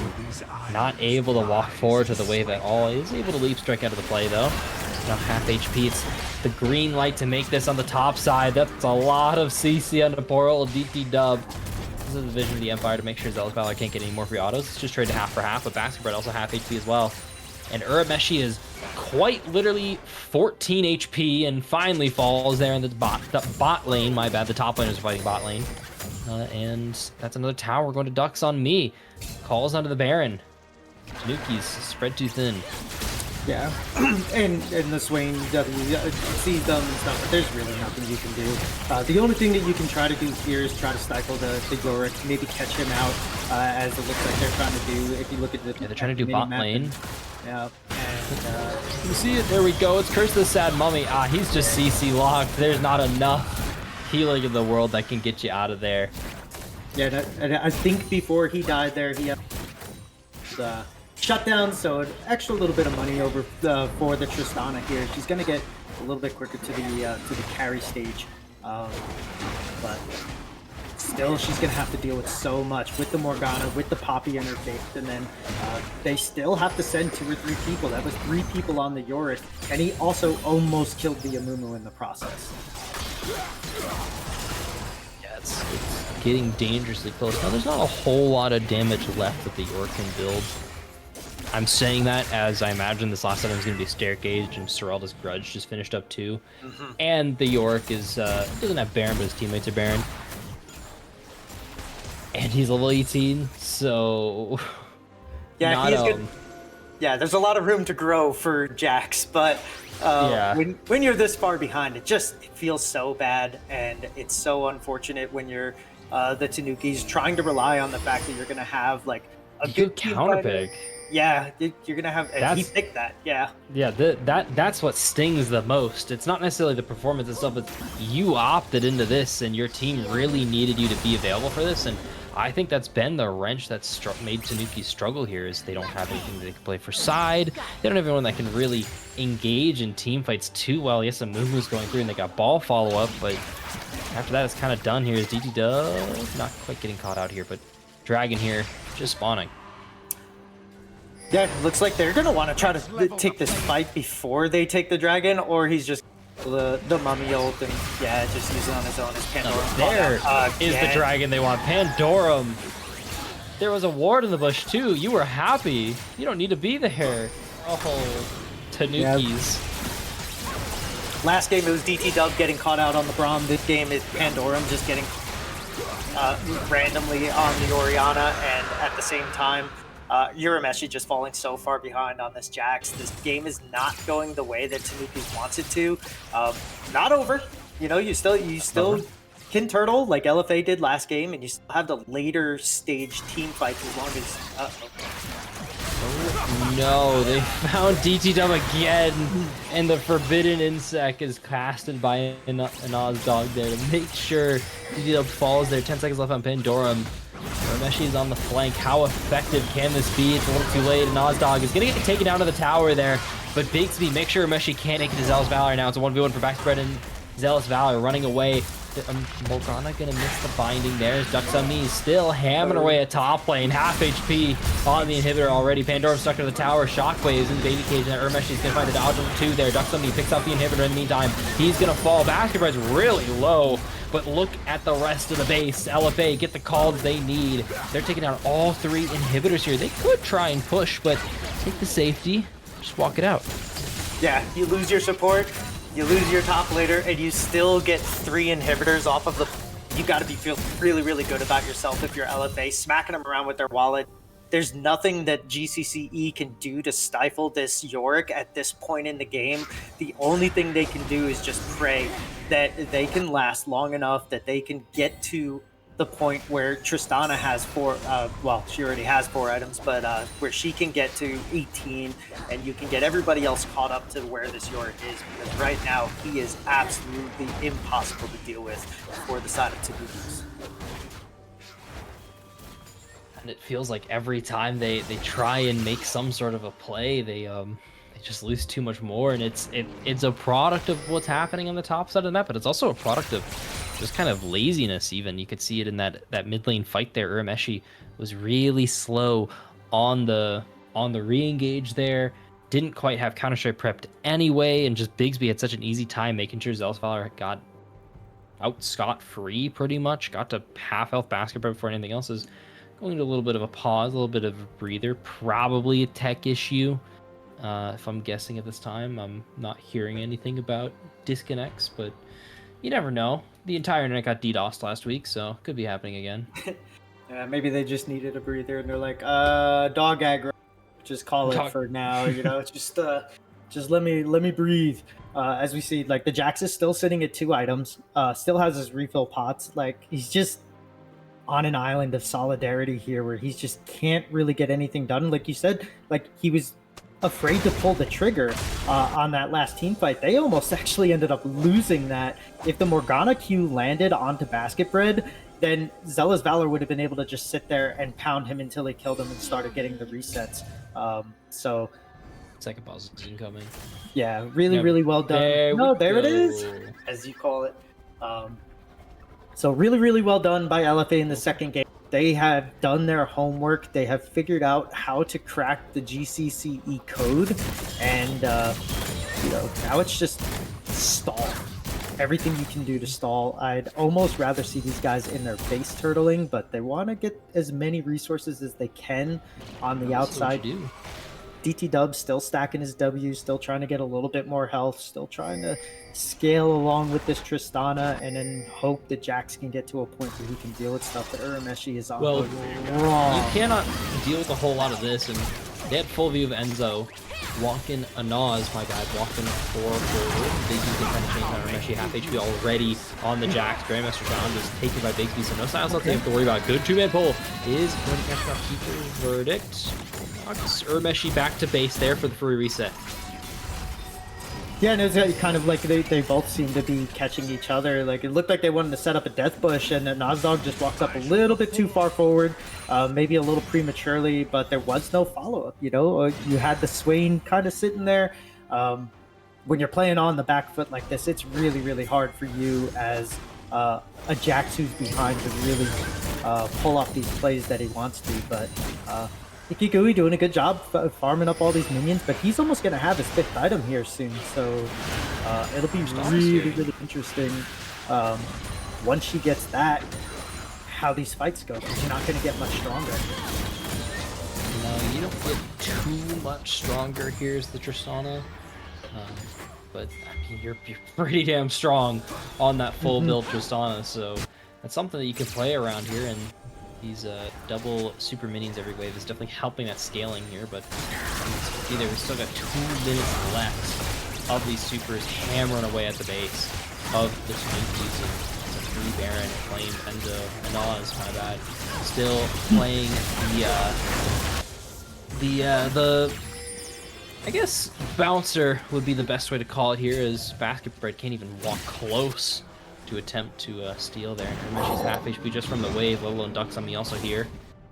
Vision the Empire used to run away now. Nozdog probably fiending for a fight. I'd be fiending for a fight here if I'm LFA. Oh yeah, they want to take this fight and they want to end it here. This is like, it's not even like high risk, high reward. This is basically no risk, all reward. No matter what, you're at least gonna get one of these turrets, if not 2 of them. Dragon? Oh, they're given a chance. They're hammering away at the first tower. It's gonna fall here in just one last auto now, but you've got 2 stuck on the Baron here. I don't think Tanukis quite realizes that yet, and they also see Basketbread's half HP just from the Morgana poke and the 1 Lord E.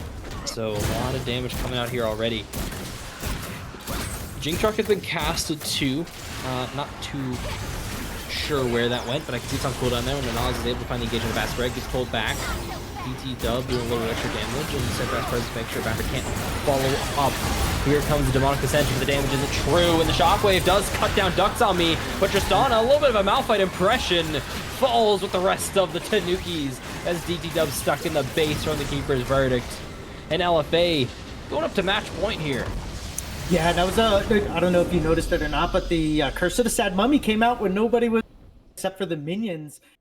A little bit of a misplay over there on the side of Tanukis, Basket Bread not having his best game on the Samumu. Jax obviously did not do well into the Yorick. Maybe a little bit of a miscalculation of how well he could play into that. All Ducks on me completely took over this game all by himself and just allowed the rest of his team to do what they do. Every time the Tanukis made a play, Yorick was there to capitalize on the other side of the map. And when he finally started joining, like, it was absolutely over. Well played from LFA. That's 2-0 now. They are in complete control of the series. The damage graph I'm expecting to see this game. There are little bits and pieces from the rest of the Tanukis there, but a full lead there from Pandorum with the multiple like three person plus shockwaves, but it's hammering away at top lane there from Ducks on me, able to dominate this leaderboard here. And I think the big issue I'm looking at what Tanukis has here is you have no way to guarantee that this Tristana can auto attack. She's got a lot of damage, can't deal it. You don't get to auto attack. You don't get to pop bombs. You can't Malphite all like that you did in the last team fight there, unless you're expecting everyone to blow up from the bomb, and just not enough damage. A little too little late to make that happen here, and seems to be the name of the game now. Tanukis on match point. LFA looking to continue the momentum here. Ducks on me, running the series like we expected. We'll see you here for Game 3 draft.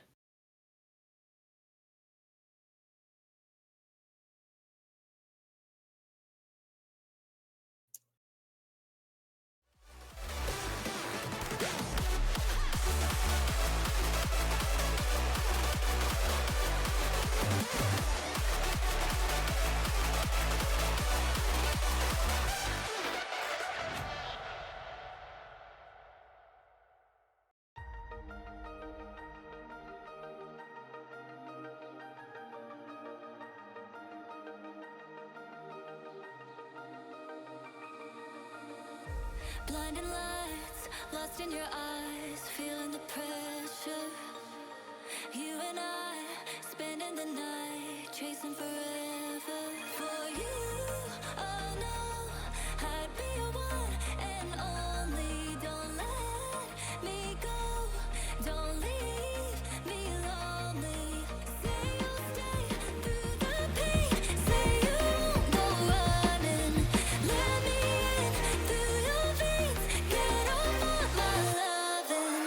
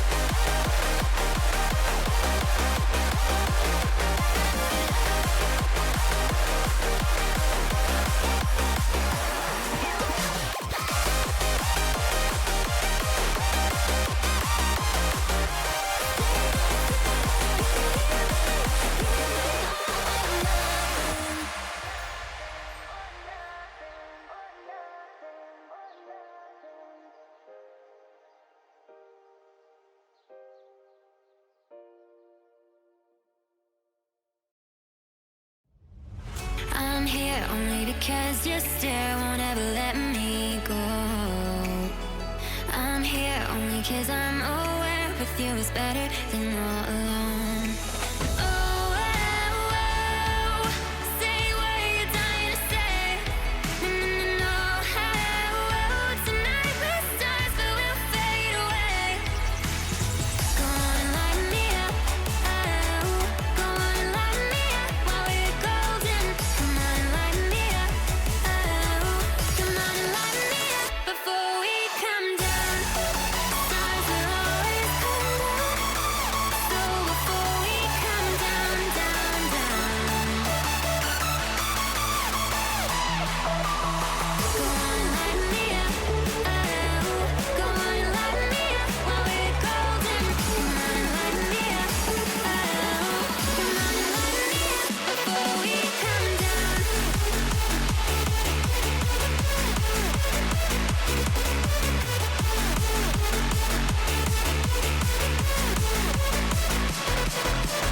Go on and light me up.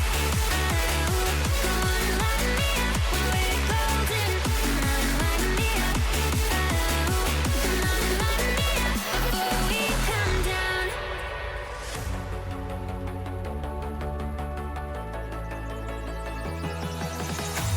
Show me where all your secrets lie and where your wild things go. Time ain't ever been on our side, so between now and till we go home. Oh, oh, oh, say what you're dying to say. No, no, no, no. Oh, oh, tonight we're stars, but we'll fade away. Oh, go on and light me up. Oh, go on and light me up while we're golden. Come on and light me up. Oh, come on and light me up before we come down. Stars will always come down. So before we come down, down, down. Stars will always come down. Go on and light me up. Oh, go on and light me up while we're golden. Come on and light me up. Oh, come on and light me up before we come down.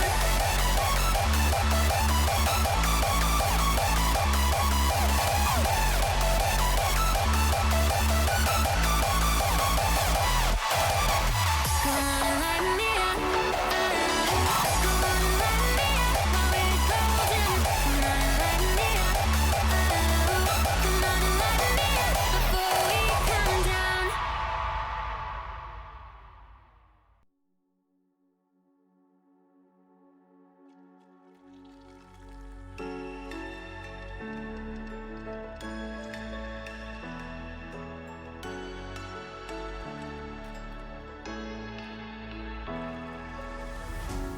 What does it mean to be happy? 'Cause it looks like we all don't know. Glass half full or empty. Man, we just putting on a show. Try to look to the heavens to tell us things that we beg to know. Like what did this all mean? There's no tomorrow. Oh, you know I try to find a purpose in my life to drive me, to guide me. Oh, doctor, I feel dead inside.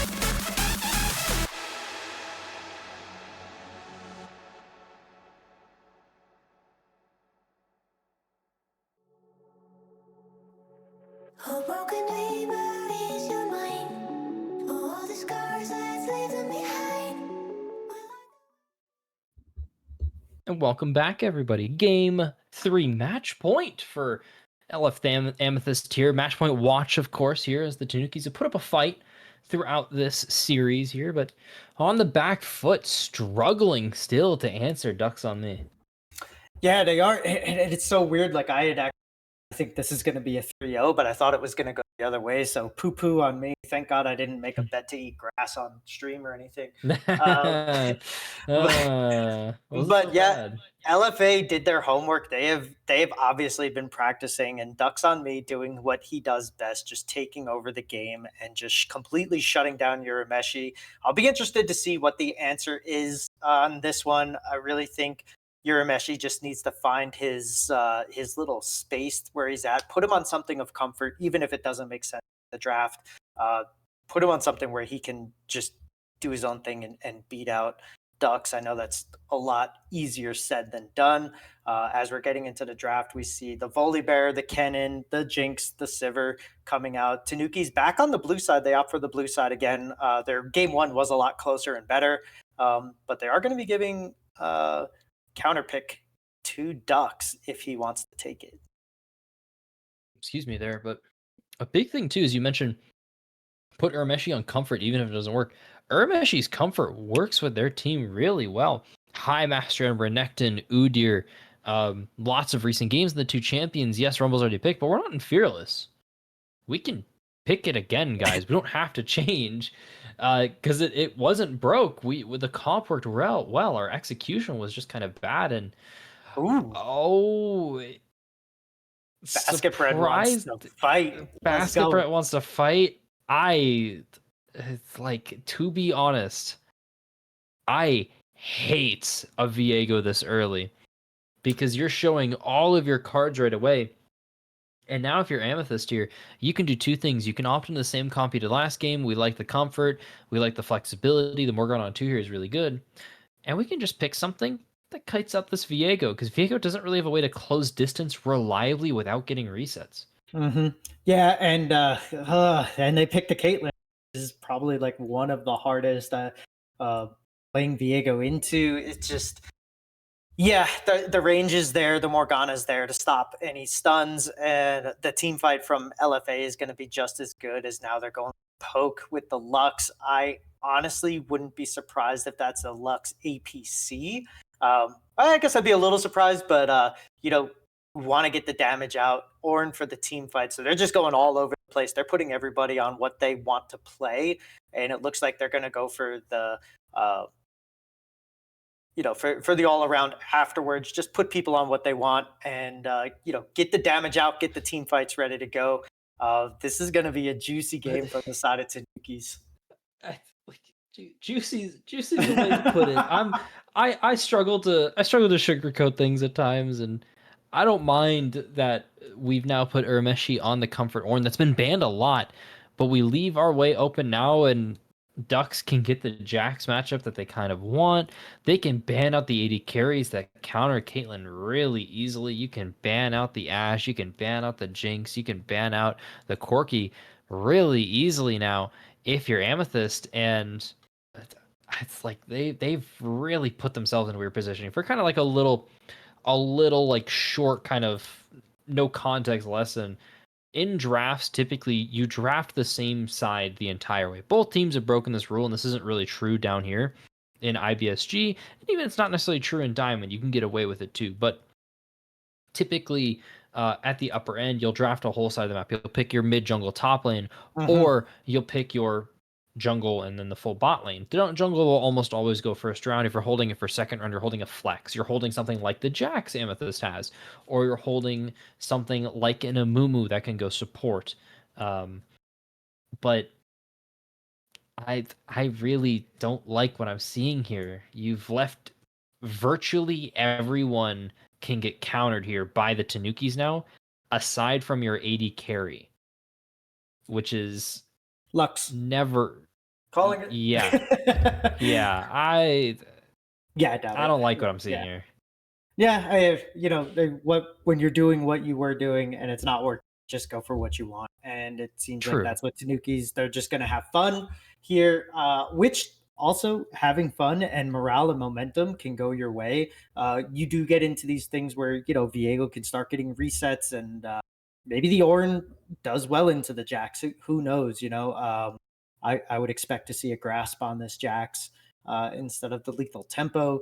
But yeah, as we see the Silas and the Ashe get banned out, the Yorick and the Aurora get banned out. I guess they didn't want to take the chance of that being a Jax jungle. As now Mordekaiser Mordekaiser's comes really out. good into Ornn. Mhm. So maybe that is a Grab the Jax Ornn. jungle. Yeah, you can grab that Mordekaiser. You can grab the Ornn mid Ornhorn, and you don't get that ult 2. And now you're missing a full brittle proc on Mordekaiser. You're already buying damage on, and Any he has percent health damage. Ugh. any chances is on mid on Pandorum? Okay, the Smolder. Low, I like but the Smolder, but low but doable. The issue is that's a flex you hold on red side that they didn't use in game right. 2. They opted into blue side here to get this draft. This is the draft they want Mhm. in their like last ditch effort. This is what they want to pick here. So like I can hate all I want, but I still got to respect them that this is what they want to go with. This is what they're deciding on, and that's okay. Smolder Lux into what we think is Caitlyn unknown so far, as we're going to move that Lux mid lane here and take the Seraphine bot lane. I'm a little happier with that. It's looking a little Mhm. better. The comp that they've actually produced here isn't terrible from Tanukis. I just wish that Yeah, the Viego was different. Maybe I'm off there, but the Ornn, Lux, Smolder, Seraphine inside of like, I don't know, a jungle or some sort of corridor, maybe around the Baron Dragon. That's a lot of ults that can just catch everybody out. However, I this is don't a know this would be how a big much I'd J4 game, yeah. Yeah. And then we get and nobody they on the missed the side pick. of They missed the LFA. pick. Amethyst. We'll get our I don't know what to update here do. from our producer Last Raven here in a second. Once they of course take the extra time they feel they need to decide their pick. Annie mid lane in deluxe, not the worst. Going 50-50 there, but a big thing is we get to play my favorite game, Phil. I think I've Hide explained in the this before. bush. Hide in the bush, and you get to play rock paper bear. And every time Amethyst has the bear, they get to win rock paper bear. And every time they don't have the bear, they lose rock paper bear. It's pretty simple. Yeah, I mean, you do have potential for a 3-4 man stun with your W. You do have a little bit more agency than just the bear, especially if she gets ahead. And then once those Luden procs are doing, 2/3 damage to the Lux, Smolder, or Seraphine, or even the Viego if he, gets caught, there is a lot of catch potential on the side of LFA with the Morgana, the Jax, the Caitlyn. So that could also be an Annie support. Potentially, I don't know exactly where it's going to go. We'll find out here in a little bit. I don't know if I would love that into the Seraphine. I'd rather have the luck. I mean, I'd rather have the Annie mid. But it could go any which way. I do like the side of Tanukis having that everybody can go off of the Ornhorn or a Lux Q, or you know what I mean, like with Viego up in the front line, Seraphine using Viego to extend her ult. So like everything can work out. The problem is you need LFA to step all in line. And with the Caitlyn, with the Morgana, with the Jax, everybody trying to basically peel for the Caitlyn and catch other people out. This is going to be pretty hard to pull off. But if it does, or when it does, we'll say work, it's going to be a thing of beauty. We got backs against the wall. Hell Tanukis yeah. full scaling reset with the Viego. Just get to late game, get to the team fights, make it happen. And LFA, they pick more what we've been seeing. The Annie mid lane, a little bit of a change, but Caitlyn Morgana into Smolder Seraphine. Not quite the deciding matchup. It's back top lane, Ducks on Me versus Urameshi, the Mordekaiser versus the Ornn. Maybe not the most exciting matchup to watch, but it's definitely going to be the most important here. And that means we gotta wait for this game to start here. We're gonna head to a quick little break. We'll see ya once game 3 match point of the semifinals starts. So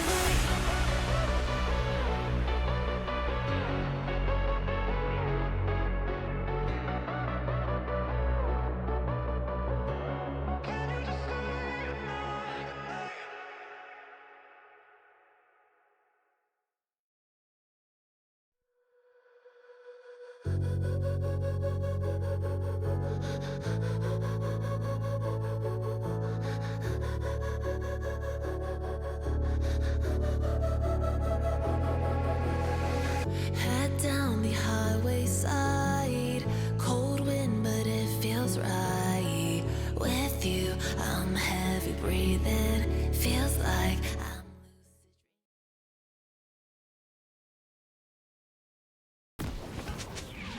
We are back here, game 3, match point here for LFA. A lot of pressure on them to finish up the series. Tanukis, equal amounts of pressure, as that is literally not what we guessed for the Tanuki comp. That's a Smolder mid lane. I called the Lux APC when it first came out. What do you mean we didn't? Okay, so we get Smolder. Okay. Smolder into Annie with no fleet footwork, so I don't know how those trades are going to go for Pandorum, but anything that's kind of off meta for him usually seems to work out pretty well. But you know, this will be really interesting to see how this one goes. For the mid lane, I do like Ikigui on the Lux. I like the Lux Seraphine combo. You can just really lock down, and the Morgana shield is going to be negated pretty easily. But you know, LFA still has once again the easier comp, especially if all ducks on me gets ahead. So I guess we'll see here what ends up happening as we get I kind of expect Ducks on me to get ahead in this matchup. It's not just the player, it's the matchup too. And this is something that Urameshi opted into with the Ornn on blue 3 there. They left the counter pick open, they gave it over to Ducks on me. So this is kind of like an expectation for Ducks on me, because they just got the free counter matchup to pick, and this is what they locked in. And we saw what happened in game 2, excuse me, when that option was kind of given to Ducks on me, or at least handed to Ducks on me, and now Ducks on me's been lost into it. You can already see just exactly how annoying this is going to be for Urameshi here, as Ducks on me just gets to walk him down. I'm surprised there's no more Qs coming out there, but maybe not wanting to push the wave too quickly. Yeah, and oof. Yeah, the level 2 spike going over to the Mordekaiser. Urmeshi's gonna have a time, but you know, like you said, he wanted this. I'm sure he knows how to pilot this champion into bad matchups. Pandorum actually trading decently. I kind of am a little surprised that he opted for the Cull on the Smolder, considering the fact that there's a Jax in the jungle and Annie has point and click stun ability. But I guess we'll see if that ends up screwing him over or not, you know? I think it started really the worst. It's something I expect in bot lane, but yeah, you're right, on mid lane there's so much more that can happen. You're going to have to trade more consistently. But it seems like Pandorum's actually getting the advantage of that, just from some auto attacks and poor wave positioning here from Son of Zeus. You're taking up a lot of minions, taking up a lot of extra autos. But Smolder, as anticipated there, as you can see, just out of mana at 3 minutes of the game. Yeah, I mean, you take with the Comet, he probably has the mana flow ban, but until that thing stacks up, you don't get any regen. And with the Cull, get a little bit of lifesteal per hit, but oof, man, that is actually... He's kind of having his way with Annie right now. Yeah. I'm not, like, shocked an 80 carries out trading a mage like this early, especially when Annie, in order to land the rest of her damage, has to stay pretty close up here, and this is something I wasn't expecting. It's Bigsby going top lane here, straight to Urameshi. Doesn't have the W there, the Bell's Breath, to make sure that they can just get to the CC, but just walk down there. Tower shot towards Bigsby, not extra damage. I was anticipating a mid gank just from how close Pandorum was to all that action. Pandorum was sitting in the middle of the lane, didn't have flash, did have flash there, and Son of Zeus had stun up in a second, so was anticipating maybe a little bit more of a riskier play towards mid lane, but something a lot higher value in comparison to that, where it's Urmeshi's already falling behind anyway. Yes, up farm for now, but that's a for now statement. Yeah, I was actually going to point that out, that you know, the CS differential there on the side of the Ornn, I wasn't expecting that. So,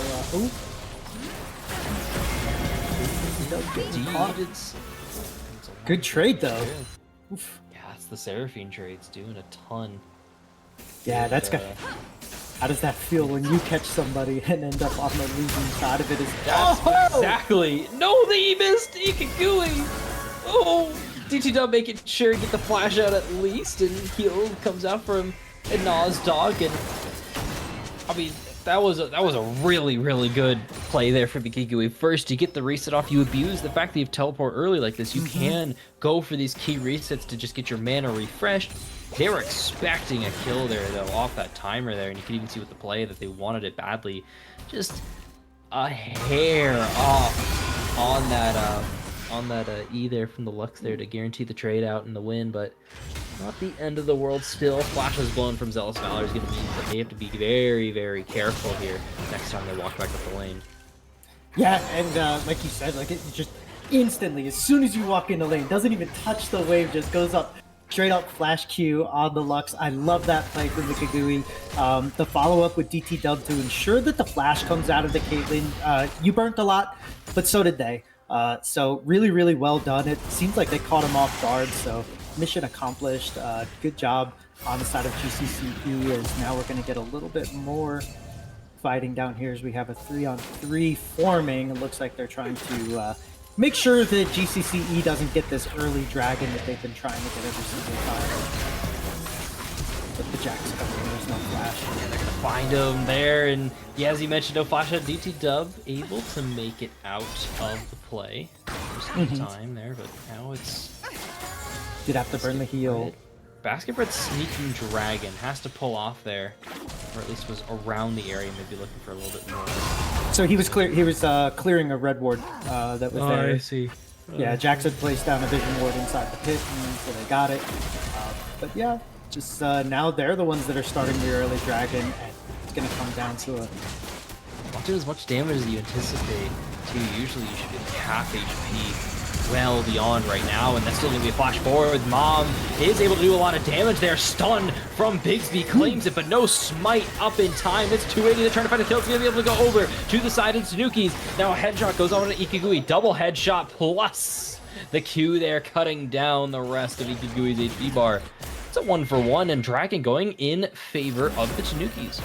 Yeah, when you look at that at the end of that one, you're that, you know, like we were on a disadvantaged side, we were split up, they weren't. Smolder coming in, getting the ult off, doing a really, really good job of basically ensuring that Jax died. He almost was able to live long enough to get the smite, but good job on the side of Tanukis to make that call and to be ahead of Son of Zeus. Pandorum, with all of the shoving, has the agency and has the prio in the mid lane to make that play what it was. And they do well with it. I like that. That's kind of an adjustment we haven't seen for a while. Is holy, you should not get away with this Pandorum. The Tipper is going to come out in the wrong combo entirely. So Son of Zeus isn't going to be able to do anything really off of that. But a big thing is Bigsby was just sitting around there that entire time. Pandorum flapped forward, walked into tower range, and just unresponsive. They know they want these grubs. Get low here. They don't have Pandorum. They don't have Son of Zeus either. Both these mid laners not able to rotate. So it's a 2v2. But see the drones coming up with both the supports. Can Ducks on me get bursted in time? And there's the Ornhorn. It's gonna miss. Bigby's running it down Urameshi, and Ducks on me pops out. Basket Bread is gone. DT Dub is here. Seraphino's gonna come through. Encore stuck. Bigsby in the pit, gonna fall. Urameshi picked it up. Ducks on me able to flash out. Enzo now getting ran out of Morgana. Poor Morgana tried to save Bigsby. Able to make another play. Grubs still 2 in favor of LFA. They're gonna get The third. the important feat. Might be the third. 600 HP. Looking for it. W not in range. 11:37. DT Dub picked it up. It's 1 for 2. LFA though pick up the credit they need for the all-important feat. Yeah, and at the same time, Caitlyn getting poked out on the bot side here by the Lux, so they're going to have the bot prio, and Lux is going to get a little bit of, you know, that money back that was given away when Caitlyn got the early kill and assist. So good play again by Tanukis. They, you know, they were a little bit behind on the play just because they had spent so much at the Dragon, but they do get one back. So it does stop all Ducks on me from having 3 grubs, so potentially could be, you know, pretty important save there. And they're in a... Tanukis are also in a pretty happy spot, because when I look at this team, this is a team of 3 scaling lanes with no bridge. Yes, Lux is fairly strong early game, but it's not something that's going to carry your early game performance. It's not like your Draven or your Corki or your Caitlyn. those champions really do direct traffic around them and really do provide a lot in the early game. Whereas everyone here from the Tanukis scales, and they found themselves a not sizable lead, but a lead, a comfortable spot to sit, especially mid lane there from Pendulum. Yeah, and we had talked about this, I think, before game one, saying, yeah, you know, you pick a scaling comp, you just want to stay even. You just don't want to get too far behind, which was the case in game two, which that one wasn't even close. But, you know, they're doing all right now. Pendulum is getting a little bit too far ahead. He's getting a little bit too far ahead, and so the Zeus hesitated on the W, but it doesn't matter. Counter-Strike's more than enough to pick him up. Or it's going to go in the pocket of Son of Zeus, actually. Not a bad situation for the Annie. A little consolation prize, a little something that cuts the gold lead down quite a lot, and be a breath of fresh air here for Amethyst. Yeah, and it's, you know, just little plays like that. Need, surprisingly, this top lane is not going as badly as I had expected. You know, their bot lane is obviously winning the way that you would think it would. Morgana having to use that spell shield, that black shield so often. Spotted.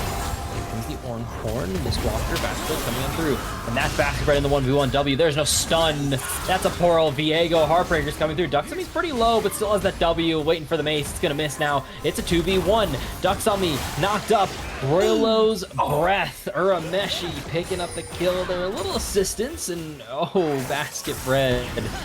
Too far forward. Must have gotten killed by a minion there just at the very end. It goes 1-for-1 in the end there, and that's a Rylai's finished up too. That's a very important item here from Mordekaiser. Yeah, he's going to be able to stick on whoever he grabs a hold to. And if he would have waited like maybe half a second later, Dux would have had to have grabbed the Ornn potentially. But, you know, decent gank. You still get a 101. Mordekaiser does lose a little bit as far as the wave goes. But as you said, he does get the Rylai's. He is 2-1 now. The gold lead is not so far ahead on the Ornn that Mordekaiser is going to be useless. So as LFA looks like they're trying to sneak this dragon in, and they do. Bigsby not even spotted at all. Not even spotted at all, and I'm fairly certain Tanukis had priority in bot lane the entire time, and they just didn't bother. Like at all. They were perfectly content with what was happening, and that's kind of a blunder that really shouldn't happen when you're a team this ahead. In the bot side of the map, at least, Smolder seems super confident in their approach. Viego seems ready and bought into what's going on the map, at least. Maybe not the performance that you're expecting to see in the scoreboard that you're expecting to see, but still there, still doing it, and you know, not a bad situation here, but stopping that dragon stacking from the scaling team too, this team that really comes alive here 25 minutes into the game, is a little wrench in things. Yeah, I don't foresee that happening again. When you have all of the, like you said, all of your lanes that, even though they're scaling, they're actually kind of ahead. That was a really cheeky move by Bigsby, kind of ballsy, and I really liked seeing it. And now, you know, like, that's like the little things that can make the huge difference in the long run, because now it's not a guarantee that this team that's ahead is getting everything that they should be. So you got the 2 of the 3 grubs, you got a dragon. Now you just need to get first turret and the next dragon, and you now have the feats. Yeah, not a bad situation here. LFA, all you really have to do is just show up for this Herald here in a minute, and they seem pretty focused on it. And Ozdag hasn't been able to run, but DT Dub seems to recognize it, at least needs to clear out this vision, and Bigsby's waiting for this gank. Yeah, he's been patient on this mid lane.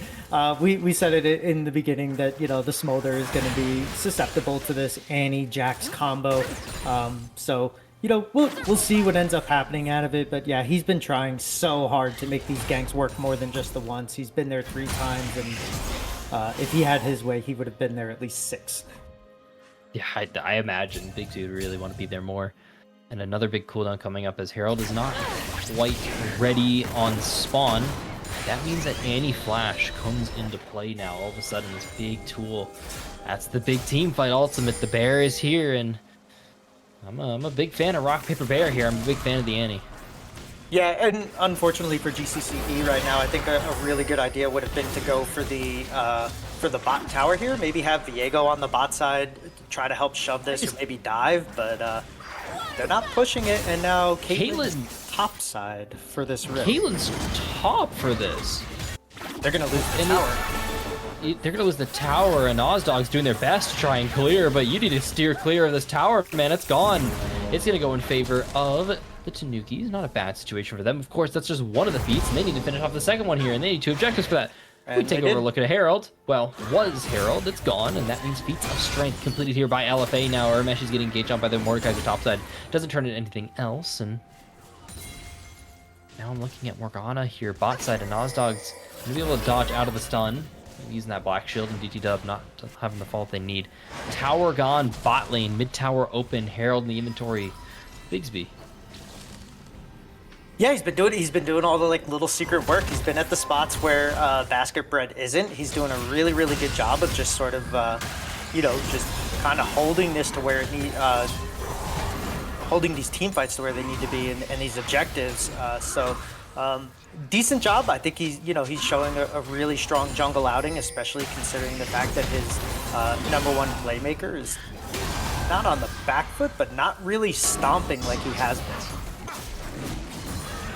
Yeah, this is more of what you kind of expect from Mordekaiser, and it's more of a credit to Urameshi here, who's very comfortable on the Ornn, and it's kind of a reason why he's been banned here. But Mordekaiser is one of those champions that doesn't necessarily stomp hard unless it's gifted. And Urmeshi's been doing a great job not gifting over any sort of big lead. That's been Basker's job. But with that being the case, it's still a consistent slow churn as this Mordekaiser really starts to become a bigger and bigger problem. Haunted Guys finished up here now. It's even more damage with this horn. We've got Herald here. They want to fight? I don't want to fight. I'll play a baby, get the tower.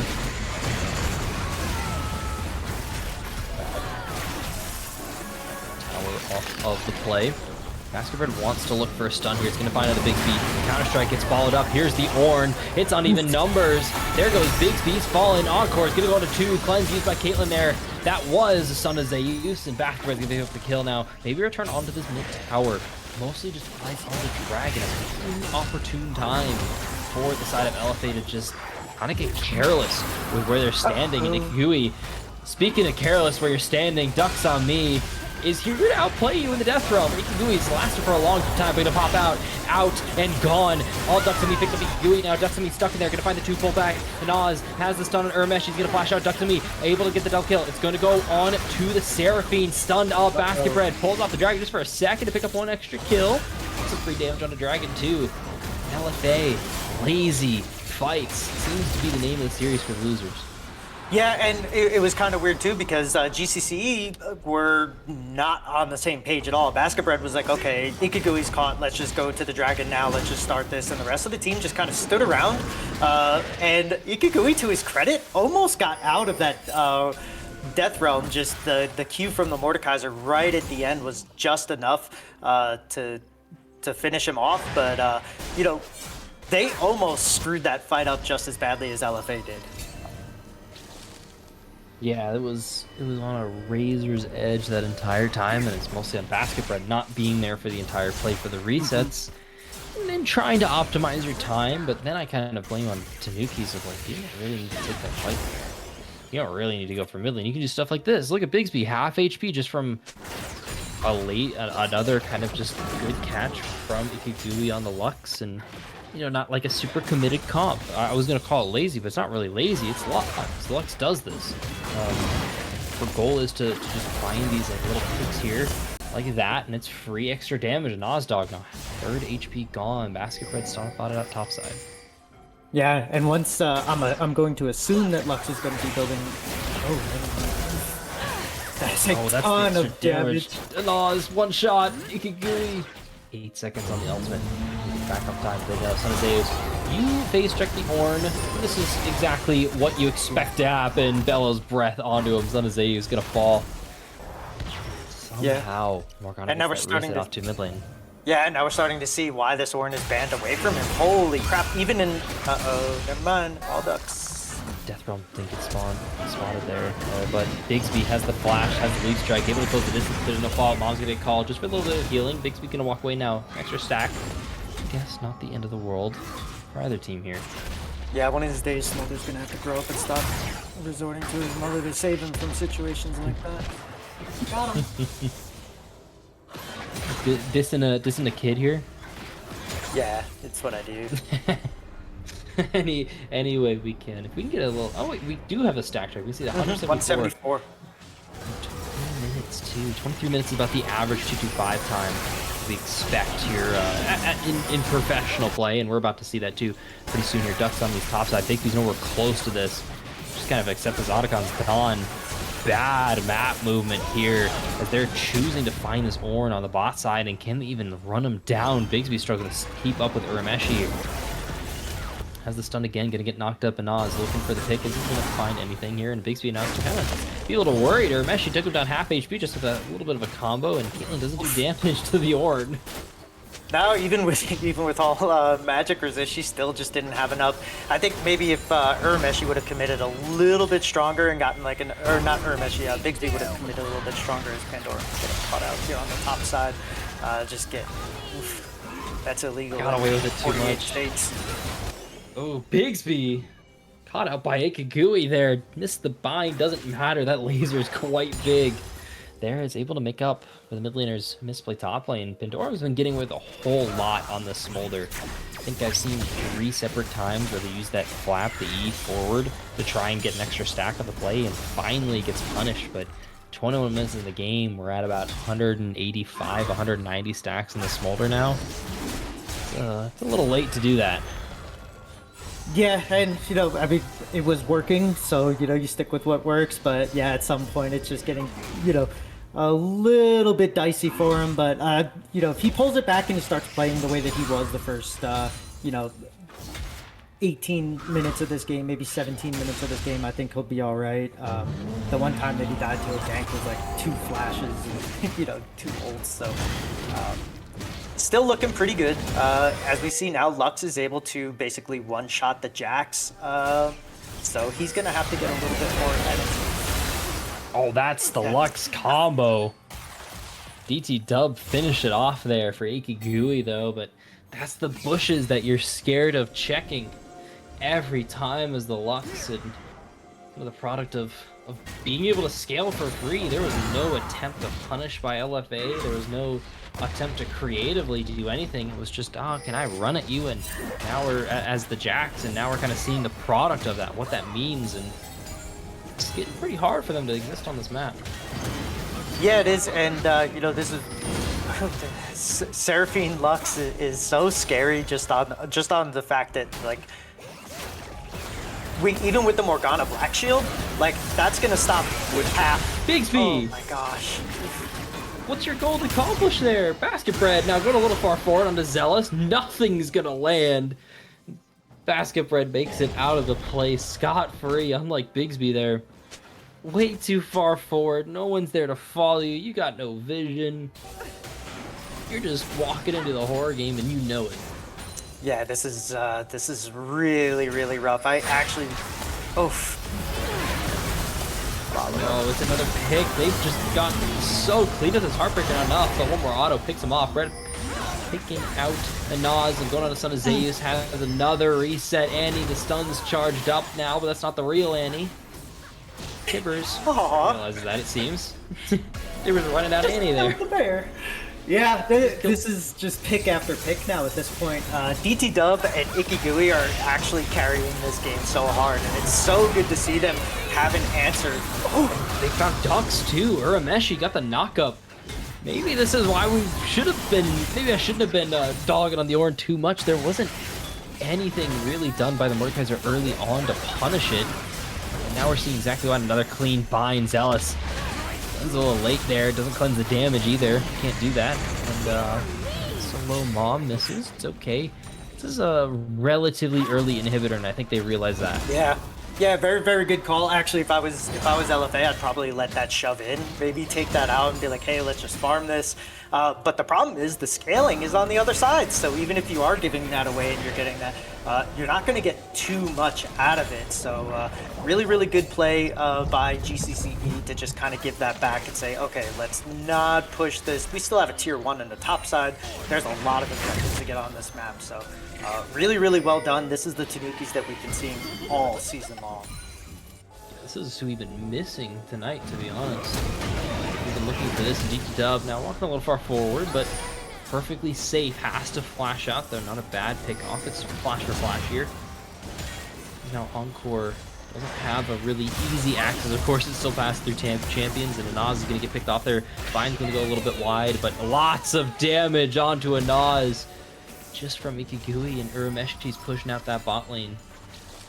Over the mines, getting the work done, and that pulls him off Baron. Yeah, now we get to see LFA fighting off of the back foot here. So not a spot that they're used to being in either. Normally, most of their games go the way that 1 and 2 did, to where they're in the driver's seat for the majority of the time. But now Urameshi gonna get potentially caught out. Caught out, but it's an orange. Has the way to get out of here, but Bigsby's making sure this rundown happens. Now Urameshi calling for that bear, and the pings are starting to go down and starting to get realized, and Hornhorn's getting called out. Ducks on me, makes sure to death realm, but Urameshi now has all the AP that, or MR they need to pick up the tower in the mid lane. Urameshi still buying time. Bella's breath, make sure they're at least CC immune for a second there. It's 9,000 left on this. There's no way for Bigsby to make it in time. Baron's called, tower's gone just for Urameshi bot lane, and they're only, LFA's only gonna get this bot tier 1. Yeah, and he still almost made it out. Had his Q actually knocked Mordekaiser backwards, the pillar would have actually saved him completely there, but unfortunate for Urameshi to not get out of that. But here we see the teleport coming in. Is that a double? Nope, just Pandora. There to defend the tier 1. They want to make sure that this stays up.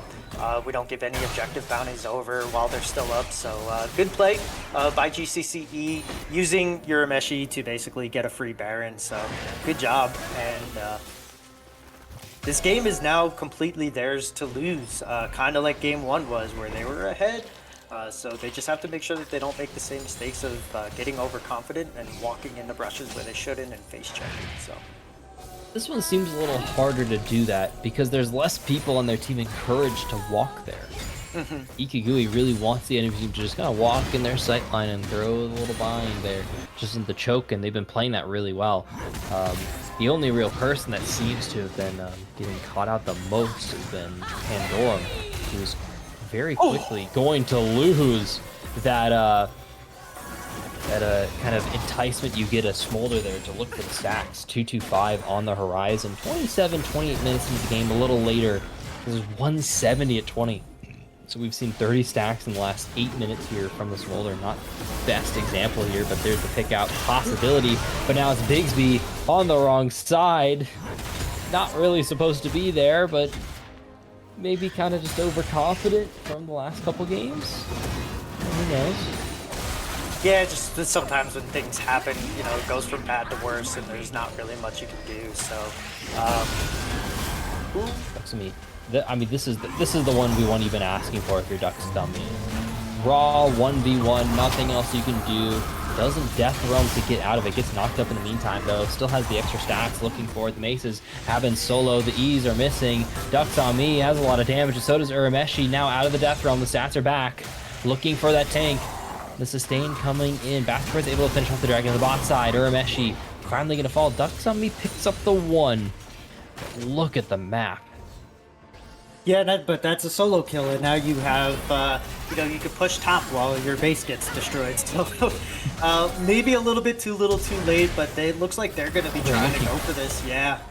I respect it. I respect it a lot. Maybe expecting a little more from Son of Zeus there, but they're able to at least get the flash out from Ikigui. Now Bigsby seems to be back in business as usual. Bine's gonna go wide back there, picks up the reset, maybe looking for the stun. Leaf strike coming through. They have Smolder stacks.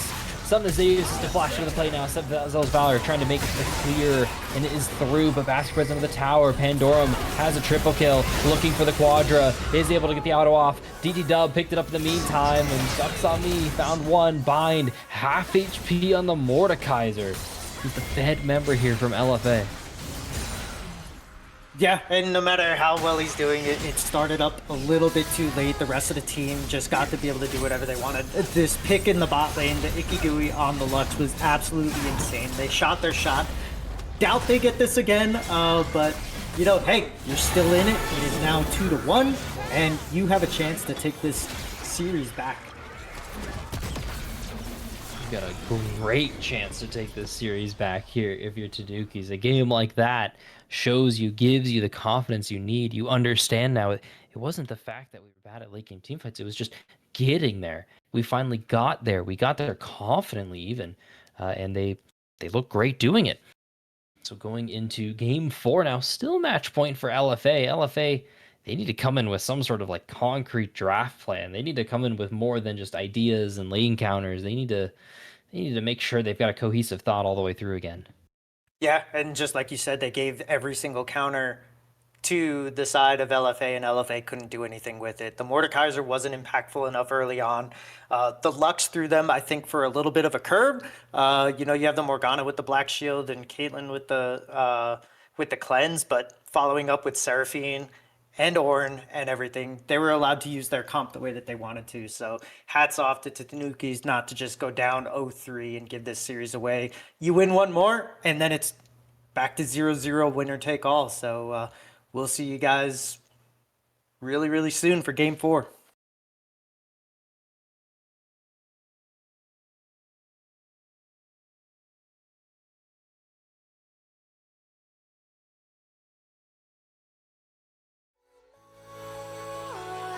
I'm taking it slow. Just go with the flow. I'm taking it slow, but I just want more. I'm taking it slow. Just go with the flow. I'm taking it slow. My knees on the floor. I'm ready for more. It's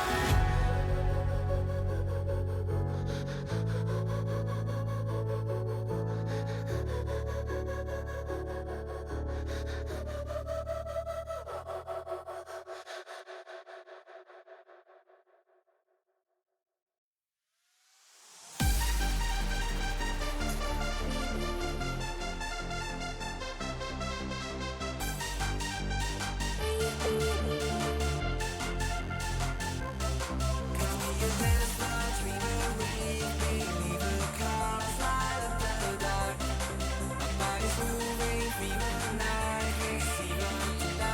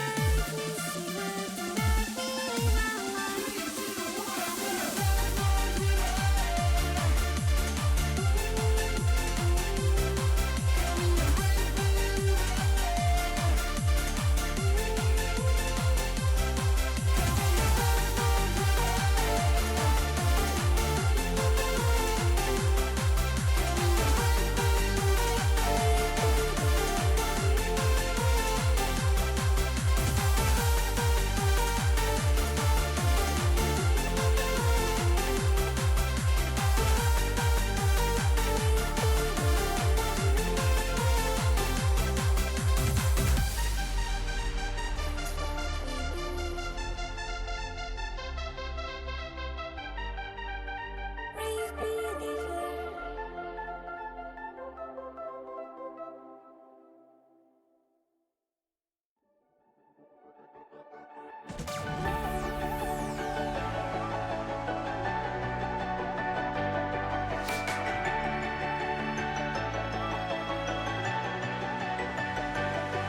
been there from the start, inside my corner, yeah. When it gets cold and dark, you make it warmer. 'Cause you are on my mind, all of my days and every single night, single night. There ain't no way to get you off my mind, off my mind. Without you, I just can't breathe. You never get away 'cause you are on my mind, all of my days and every single night, single night. There ain't no way to get you off my mind, off my mind. Without you, I just can't breathe. You never get away from me. 'Cause you are on my mind, on my mind. 'Cause you are on my mind, on my mind. 'Cause you are on my mind, on my mind. 'Cause you are on my mind, on my mind.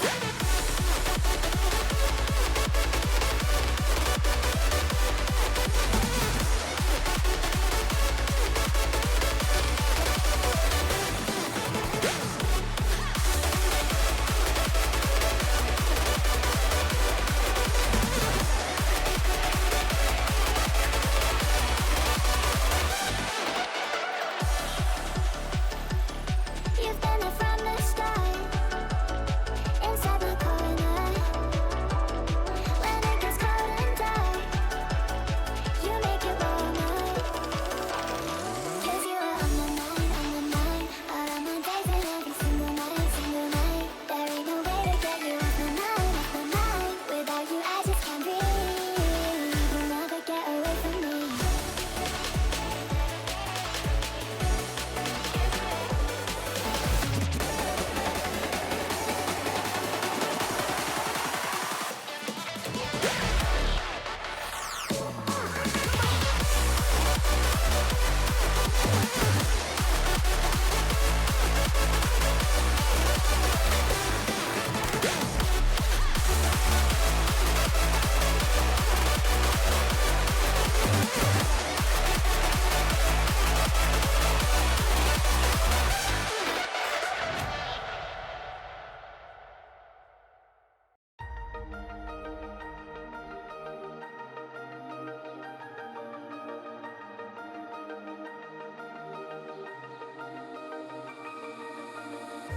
Blinding lights, lost in your eyes, feeling the pressure. You and I, spending the night, chasing forever. For you, oh no, I'd be your one and only. Don't let me go, don't leave me lonely.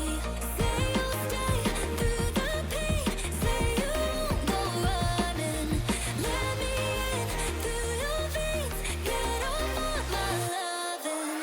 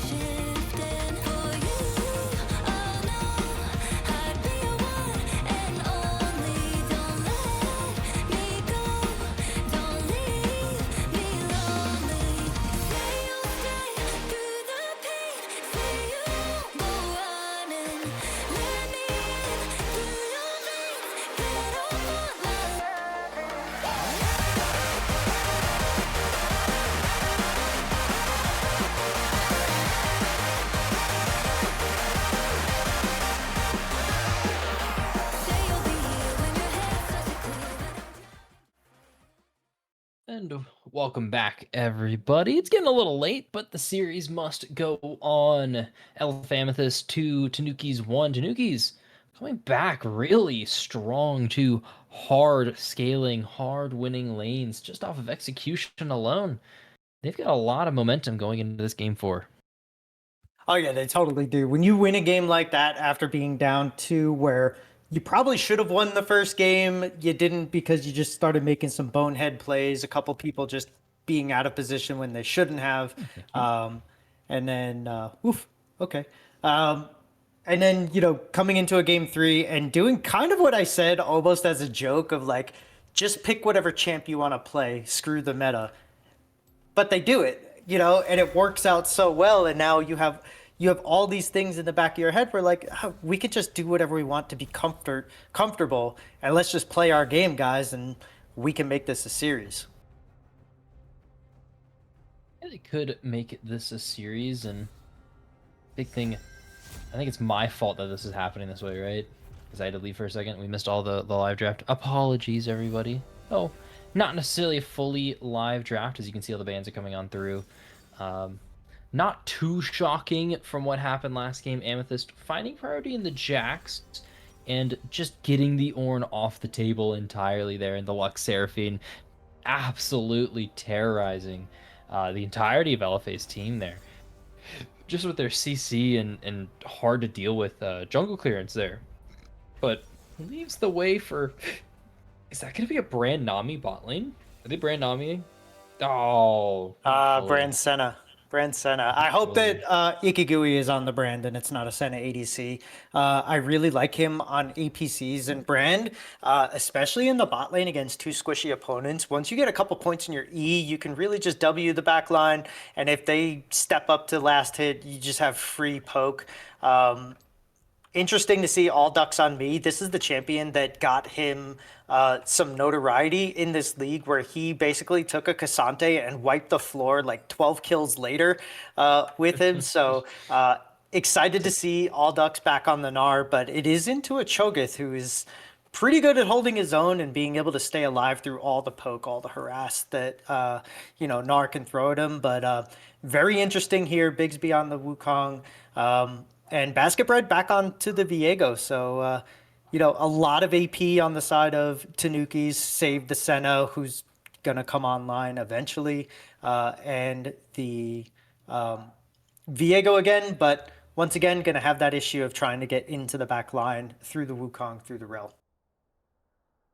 Yeah, there's not a lot of dive here from Tanukis. I don't think they need to dive, really. Basket Bread's going to get the resets off, and it's going to be able to cause traffic, especially if they can blow up a Nazdog here on the Rel, a champion that typically does just kind of evaporate right after team fights start.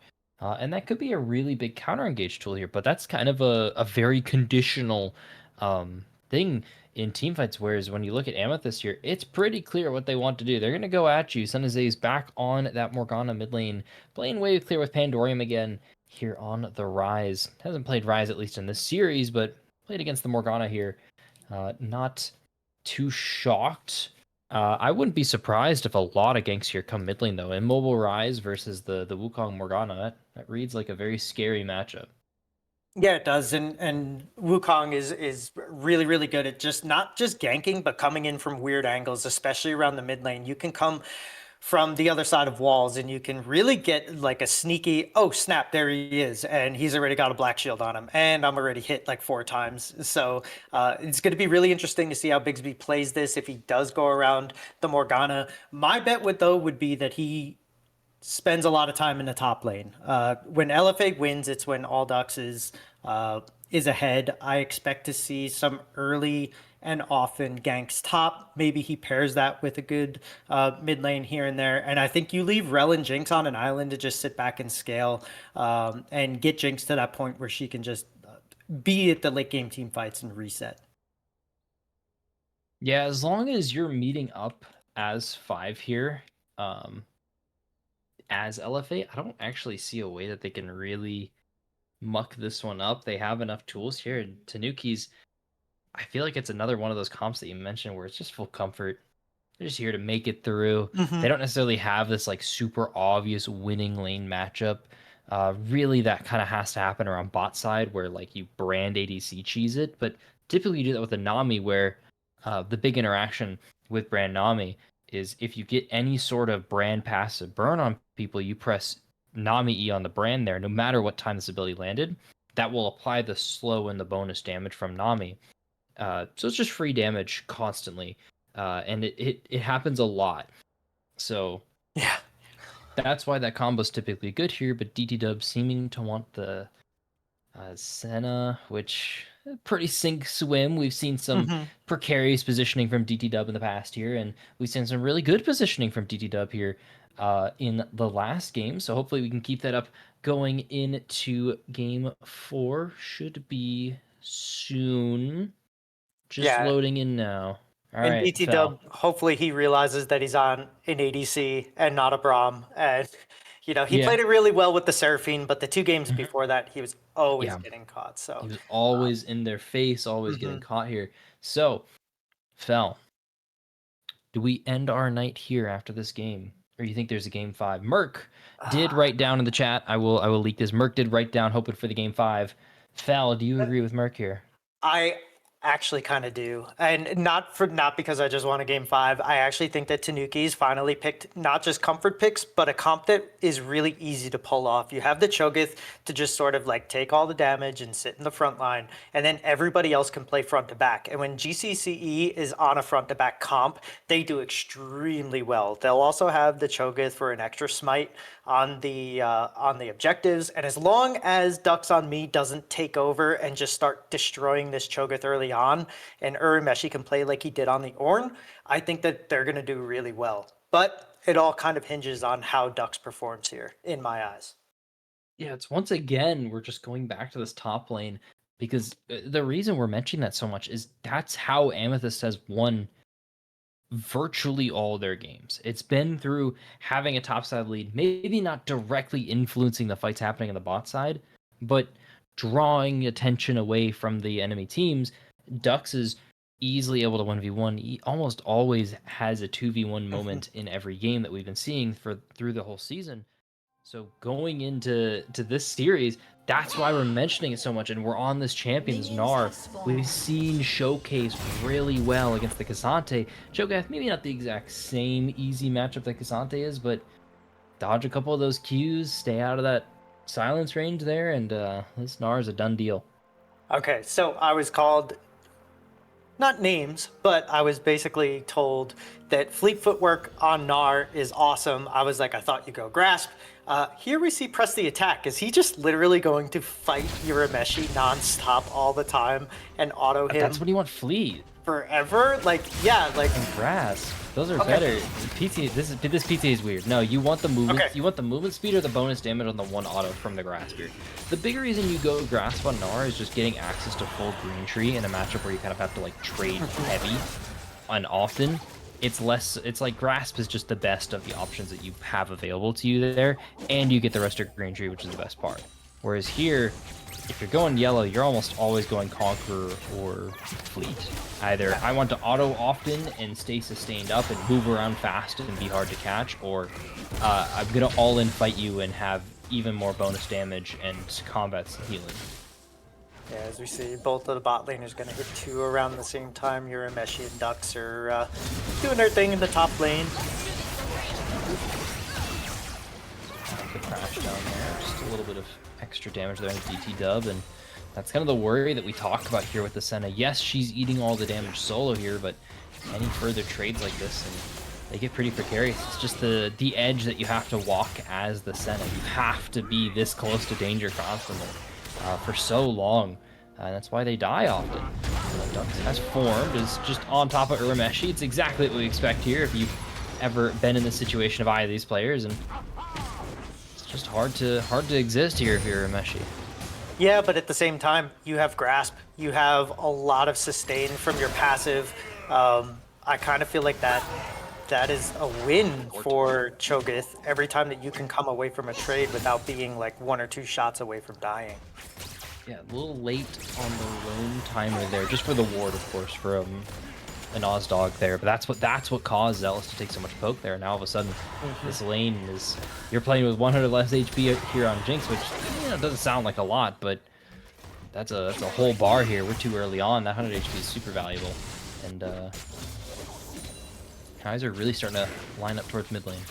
Yeah, and Ikagui now level 3 on the brand. He's gonna have basically free. Ooh. Found the stun, just bonus damage here. Now maybe Zealous looking a little zealous, not overzealous quite yet. Oh, bad combo from Ikagui. He's able to find a lot of extra damage. Burns taken down. Zealous low HP, already cleansed, expecting the CC. Yeah, And, he had to cleanse that. I think he had to cleanse the brand passive too, because that was really, really close to him being a flash auto away from dying from DT dubs. So well played on the side of GCCE early on. They're just getting all the trades that they want. You see the mid lane is dead even as well. So not a lot of jungle action like we have been seeing in these early games between these two teams. But if you're Tanukis, you have to be happy with the way this is starting out. Yeah, you're super happy. You want to scale. They kind of remembered what made them whole here. DT Dub's now really far forward, but of course Brand's able to have the teleport in his back first. Urameshi's getting ran down top lane. Ducks on me. He's got the PTA proc and doing a lot of damage. The flash predicted or just in a straight line, we'll never know. But all that matters is Ducks on me. Got the solo bolo top lane with the PTA Gnar and Nanazo. Somehow got out from that bot lane fight there and still has flash. Yeah, that was really, really weird. You knew he was going to be throwing the, I don't know what skin he's on, but, you know, the cooler. But yeah, the boomerang, you knew that was coming out, so maybe hold your flash till you see the animation, but a little bit of a misplay by Urameshi. I think it's just the way the cookie crumbled today. More than anything else. Yeah, but we do see that he does have the Giant's Belt now. He's going to start scaling into that HP. And once again, LFA trying to take this early dragon. They do have the top prio too, so once he's done with this, he's going to be able to walk right over to the grubs and start those when they spawn up in 2 minutes. So good play on the side of LFA to take this objective. Stunned, dodged, and Oz looking for the engage. There's no follow-up here. Zealous flashing forward to try and find the extra auto and damage needed. DT Dub able to respond in kind. Splash for flash from AD carry support. Though big for LFA. They got the dragon off of this. Yeah, they got the dragon, and now DT Dub has to back here, so they're good. They're getting what they need out of this. Early on, it looked like things were going GCCE's way, but now LFA has clawed their way back, and they've got themselves a little bit of a lead. Not too shabby for them, but I expect them to be a lot more in advantage, and a lot of that's coming from bot lane here. This cheesier lane coming from the brand Senna. It's working, man. It's not cheese. It's not a bad cheese if it's working, and it's definitely doing its job here. Ikigui's looking great on these APCs. Been looking good all series, to be honest. And it's not necessarily like, oh, they're better at APCs, but they're just looking so much more confident right now, and it's helping a lot. That PT damage is quite large, but end of the world here. Rameshi's still in a fine spot top lane. Not the worst, not the best. It's not quite over yet. Yeah, I'd almost would have liked to have seen him maybe. I know you want to get your heart steal as quick as you can, but maybe like a Bramble Vest or something to just sort of negate some of this damage that's coming out, but also, Oh, indeed, it's the Gnar into the tower. Urmeshi's stuck in the rock straight through the face. Ducks on me out there in time, and looking good doing another soul kill. Now all of a sudden, I just mentioned, yeah, it's okay. Urmeshi's fine, top lane. not anymore. No, that's starting to ring some alarm bells. Yeah, this is the Ducks Gnar, like I was saying before the match. This is the champion that put him on the map in this IBSG league, and he is showing exactly why. He's so clean on this champion, understands his trades really, really well, and doing a really, really good job into this. We do see a little bit of a lane swap here. They do want to contest these grubs. They do have a choker. Basket steals the first one. Basket. He got one. Okay, Tanukis ready to look for two. They are finding the pick onto Enzo. Nas, my bad. What's how many people said that? Urmeshi's still here, and the Wukong Cyclone coming on through. He's just gone. Urmeshi chomped him down. That's 2, and it's going to be 3 going in favor of Tanukis. It's a lazy contest. Duck's not near. Son of Zeus not able to walk up. It's just Bigsby trying to sneak it and pays dearly. Yeah, and normally you're like, hey, we have the Cho'Gath so we can secure one of these grubs. Instead, he uses it on the Wukong. And with the Smite steal early on from Basket Bread, that's 3 on the side of GCCE. That fight could not have gone any better for them. No, it's a really good situation for them. It's a good breather that they need to try and at least stem the bleeding that Urmeshi is kind of starting to feel. Gets a stack from the ultimate, gets a lot of gold as well. It's only 700, 1,000 cut down to 700 gold lead. It's not insurmountable and it's not losable because look at the rest of the map, man. That's that's a lead for LFA if I've ever seen one. Yeah, it is. And one thing that I do like is that GCCE did do a little bit of a lane swap over to the mid side with the Brand and the Senna, but then they go back, which I'm really happy to see because, as we know, Senna does need to stack to stay relevant, and you can't really do that into a Morgana because she can just stay away, but oof. Extra damage. Nas wants to re-engage here. Doesn't have flash, doesn't have crash down range either. Here comes the Magnetic Storm. It's actually out of the chompers, and Nas Dog's eating the entirety of the Brand combo. And Senna's Dawning Shadow cutting him down. It's just Zealous Valor stuck here. Gonna find the Rocket cleansed. Absolutely nothing. Heartbreaker a little late, but still kill gonna go over in favor of DT Dub, and that's Grubs. They're not Grubs. Feet of Warfare finished up by LFA though. Yeah, that's Feat of Warfare, and that's 2 kills over for the Senna, who's like, I just want to scale and I want to get to a point, and now, 6 more stacks on her passive, and also able to, I don't want to say too much because Dux is about to hit form. I'm thinking it's dead Urameshi. But yeah, so huge play, getting the Senna to a point where she's actually ahead now and is going to be a real big pain to deal with here. Senna's gonna be. I'm thinking about that Brand. That was like a. I mean, we called that fight there, but that's just not how you approach Brand. You gave everything the Brand wanted. You walked into him, separate perfectly, so Brand gets all the ult charges that he needs there. And now, yeah, you still have ult. You're missing Dawning Shadow here. Magnetic Storm's off cooldown. Maybe you can find Nas wanting it for Pandorum. And there's a crash down to 3-man. There's no follow-up quite yet.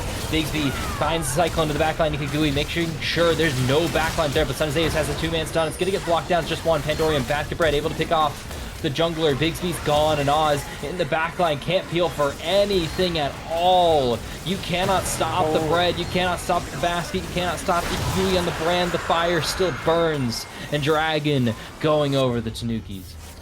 Yeah, that was absolutely huge for Tanukis. That's exactly what they wanted to happen. They got everything that they needed. Nazdog just a little bit too early on that engage. I liked the call and the idea, but the rest of his team wasn't there to follow up. Zealous Valor dropped the choppers a little bit too far outside. They're going to get a couple plates here. They're going to get the dragon. They're going to get the kills. And now one more, the Rift or the dragon, and Tanukis has the beat. They don't quite have the. Yeah, they've got to claim it, of course. Now I'm sitting here confidently, hoping more happens. It feels kind of like LFA's just rolling over lazily. Ikigui's caught out again. Speaking of lazy, it's Ikigui with the positioning. Zealous Valor's able to pick up one. The stun, the root. DD Dub, one more auto needed. Able to claim it up, but it's double kill for Jinx. And oh, I see. There's the 3 kills. There's the 3 kills. It's a little important. Maybe not quite the automatic win as it was in the earlier game, but it's a big timer. Yeah, and I still kind of like the fact that DT Dub had the wherewithal to say, hey, I'm going to die here. Jinx is going to get excited. I didn't see how that ended up happening.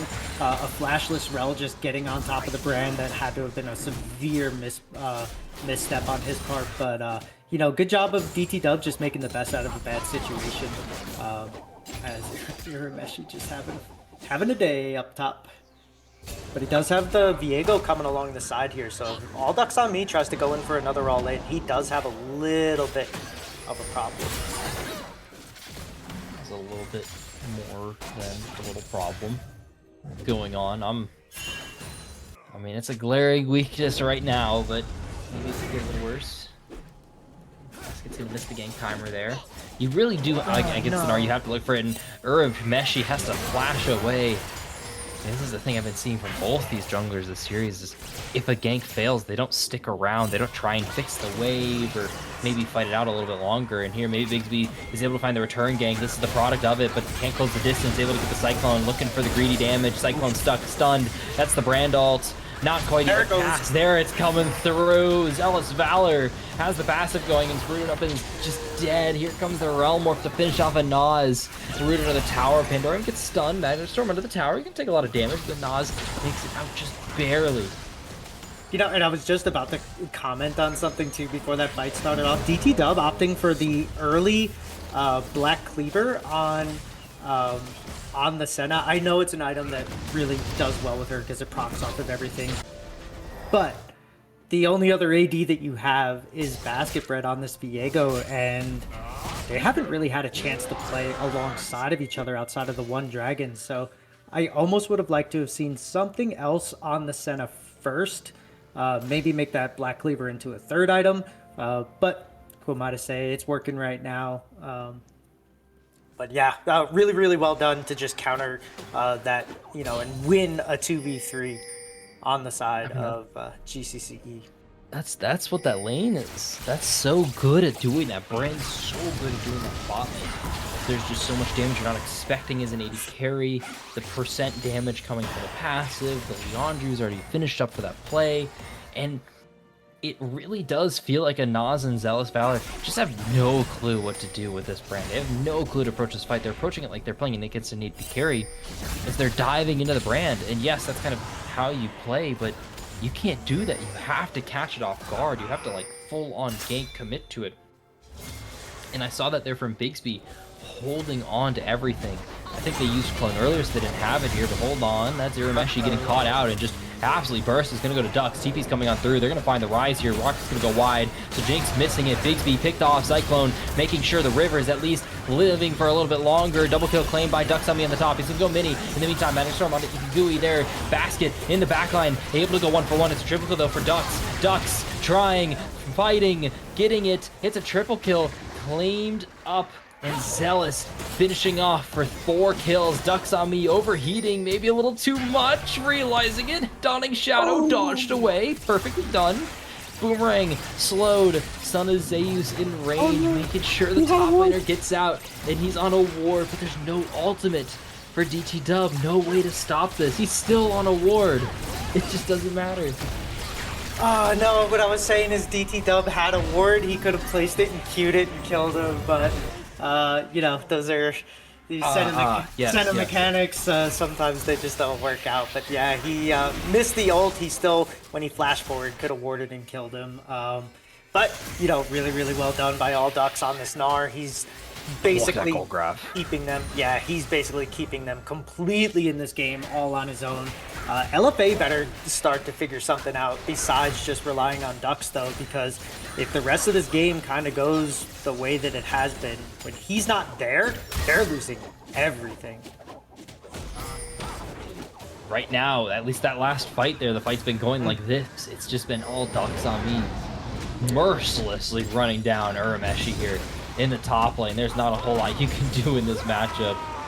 We're getting reminded just exactly how good this champion is at dealing with tanks here, and just the disrespect coming in from the Tanukis here, not respecting the Gnar. And it's what happens, man. You gotta have a plan to deal with this, and it's supposed to be basket bread, and they just haven't found their way top lane now. But here now towards Dragon. Bigsby's in.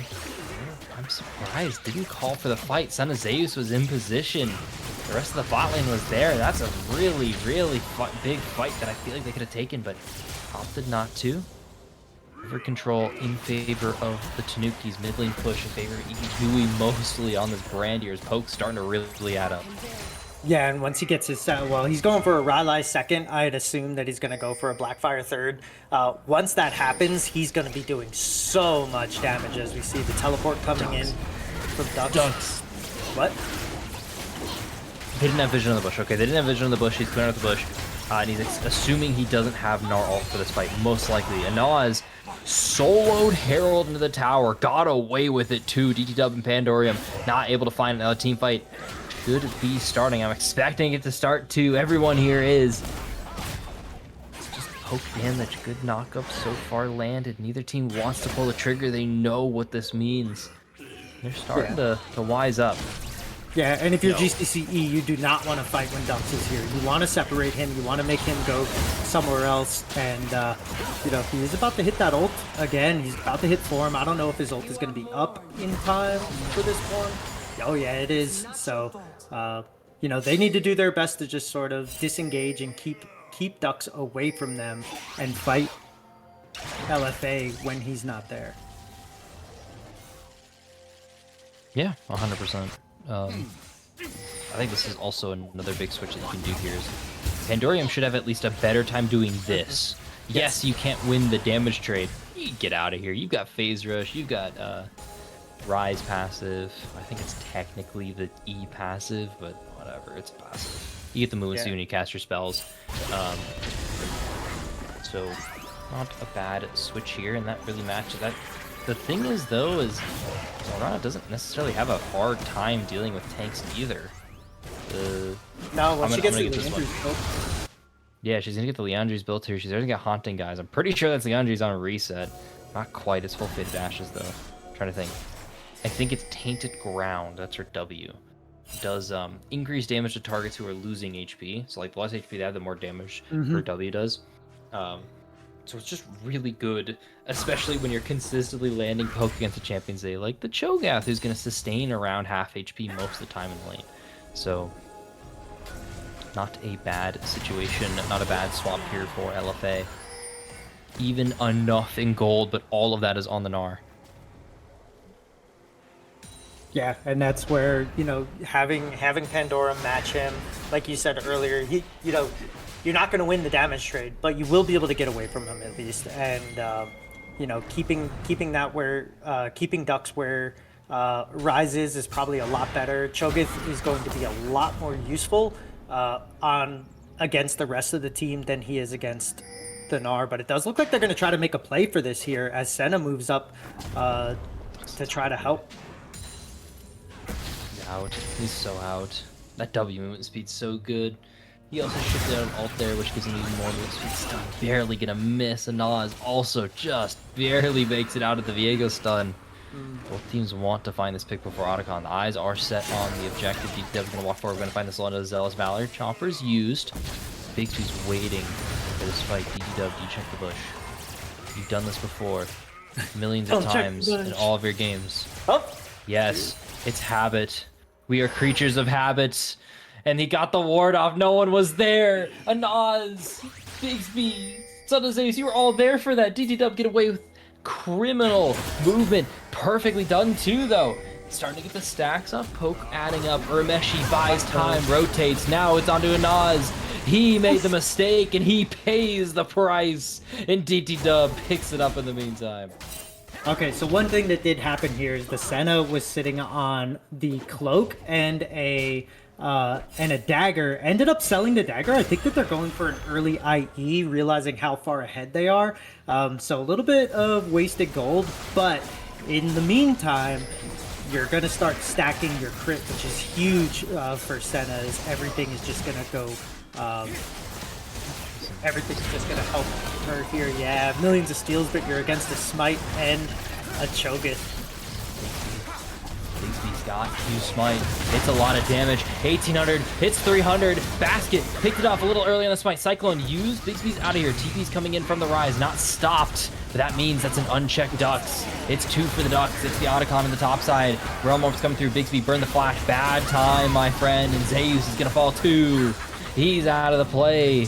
And Dux can't even get the tower down that fast either. Jinx is going to trade off in the meantime too. And Ozdog here ready to clear the way bot side if it's even pushed. That's two towers for the Otacon. How do you feel about that? 2.5. I think it's a play that you'll take if you're Tanukis. You really, really want the objectives and you want the scaling to happen, especially with the Senna and the Cho'Gath.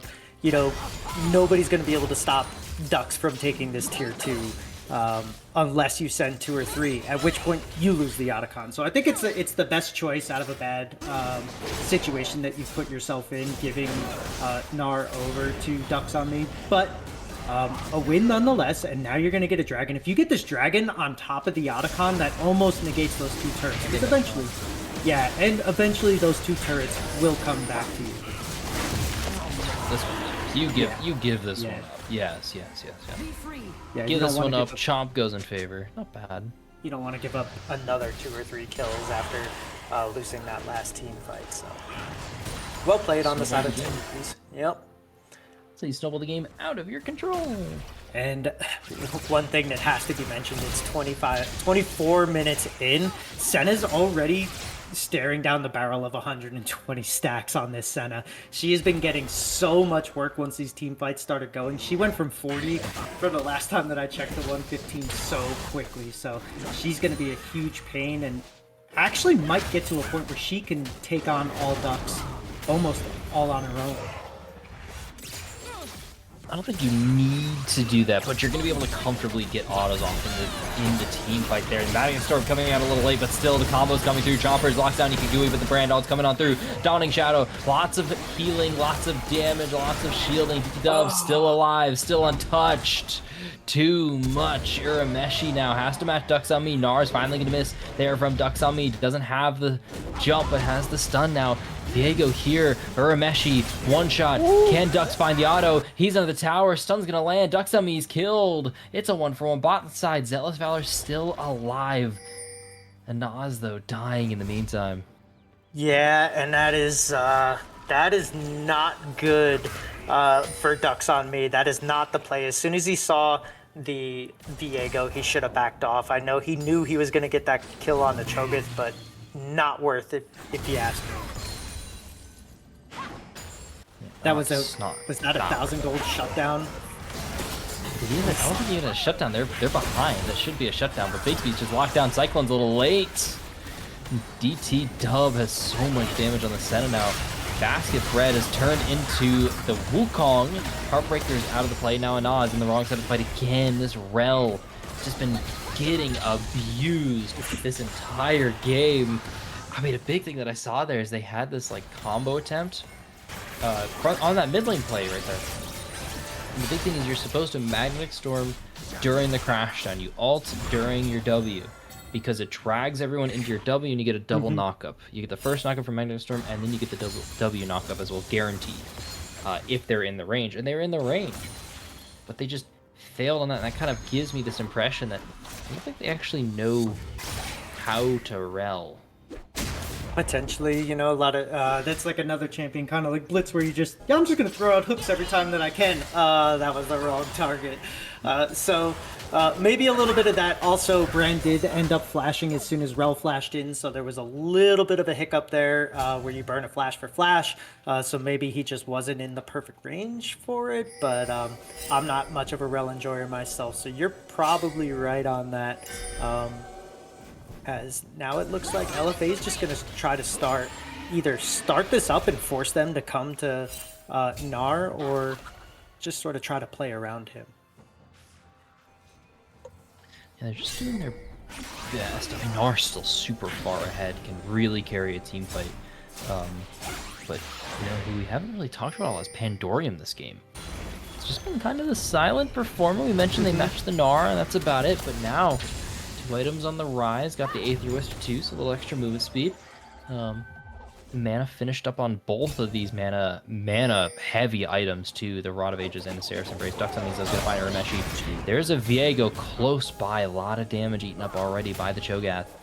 And now Mega Gnar burned. You can see that timer is already starting to tick down. You need to find the fight here if you're LFA. You can see they're grouped up in this, but Ducks on me doesn't believe it's the angle. So fight missed by LFA, and Tanukis get away. Get the vision they want. Get more time to scale. Yeah, and it just seemed like he's like, oh, never mind, I'm almost out of my Gnar bar. So he didn't want to do it, but he's been making a lot of work done on this Mini Gnar, he does have the Sterix, so it's not all. Oh no, oh no, oh no, DT Dub! You can't be doing that! Does it again. You can't be doing that. You mentioned this in draft. You said, hey, it's great that you're on the Senna. You need to position like that Seraphine. You need to be careful. Can't be the Braum. And there it is. That's the Braum positioning right there. Yeah, it's unfortunate if you're Tanukis now, because you basically gave up a free dragon, or at least you gave up the opportunity to really contest this cleanly. It does look like they're going to try to, though, as we see the teleports coming in from the Cho'Gath, and they're going to put the crash down there. The back is going to be a little late, but the Cyclone on time. Urmeshi solo. Heartbreaker coming through. There's no kill there. Basket Bread's just a wet blanket in the wind, and Pandorium doesn't have the damage quite yet to carry the team fight. Doesn't have a lot of damage. Nazo gonna follow. Donning Shot a little late. Senna on the respawn is slow. Ikigui here found the Gnar. The Gnar gonna go to the wall now. Gnaring all over. Tanukis is gonna fall. DT Dub picked up the one. Zealous Valor not gonna find the chompers that they need. And this dragon still alive. yeah, now you have a super fed Senna that you're going to be trying to do this dragon into. If she comes down and checks this, you might be able to see a hero play from DT Dub. As he said, a ward. Walk on forward. Zap's gonna miss. Bind's gonna miss. Oh no. Oh boy. DT Dub is so strong. If he can just hold this out. Both sides. Zealous Valor taking a lot of damage. 1800, 700, 600, 130. Senna's able to pick it up. The stack still going to Senna. You know, worth. Yeah. Ask any Senna player. It's Just worth. just the round. You know, sitting on 147 right now. So here in a couple minutes, they keep fighting like this, and Senna's going to start hitting people from the other side of the map. Once he gets his rapid fire cannon up too, this is going to be so easy to poke down, slow down, and do just a ton of damage on the Senna. So DT Dub in a decent spot, but it does look like LFA is finally starting to gain some ground and being able to take the fights to Tanukis instead of allowing them to set up like they were in the first 25 minutes of this game. Yeah. Tanukis do just need to settle down for a second, especially when Anaz is finding engages like that are that messy and they're still that effective, is huge for Tanukis. It's a big way that you can kind of play around these fights. If the Senna's alive, they're 100%. I think they win that fight. No questions asked, but that's why that pick's so important now. They're starting off with Baron. He's gonna get spotted out. They got a hunch. You can see the things are coming on through. Tanukis knows what's going on. Ducks able to take over on the Gnar Rage, coming on through. TP behind. Ducks caught out just a little bit. Rooted down. Flashes out. Son of Zeus here. Oh my lord! Tanukis have been just demolished. LFA found the perfect engage. Baron's gonna fall down. Urameshi not even at the play at all. Okay, so does know how to route. Does know how to roll. Finally found the right timer there, but maybe a little too overconfident in the play. But the Baron is coming on through. Maybe a little too fast on this. LFA, you can just take this inhib and chill out. You don't need to end the game here. Urameshi trying to fight for this base. They know what's on stake here. Gnar still running on down, reminding Urameshi what happened in lane. Cyclone coming on through. The Wukong, the ganks that never happened. Inhibitor's gonna fall. Baron is still up and could try and end this death time really short. This is pretty risky. Gnar, the Var gonna end out in a second. DT Dub not gonna get quite caught out by the ultimate. Still pretty low. Backstreet coming on through. Not able to get out alive. Ducks getting Heartbreaker. Son of Zeus, the next target. Dawning on Shadow coming on through. It's the reverse int special done by LFA towards Tanukis.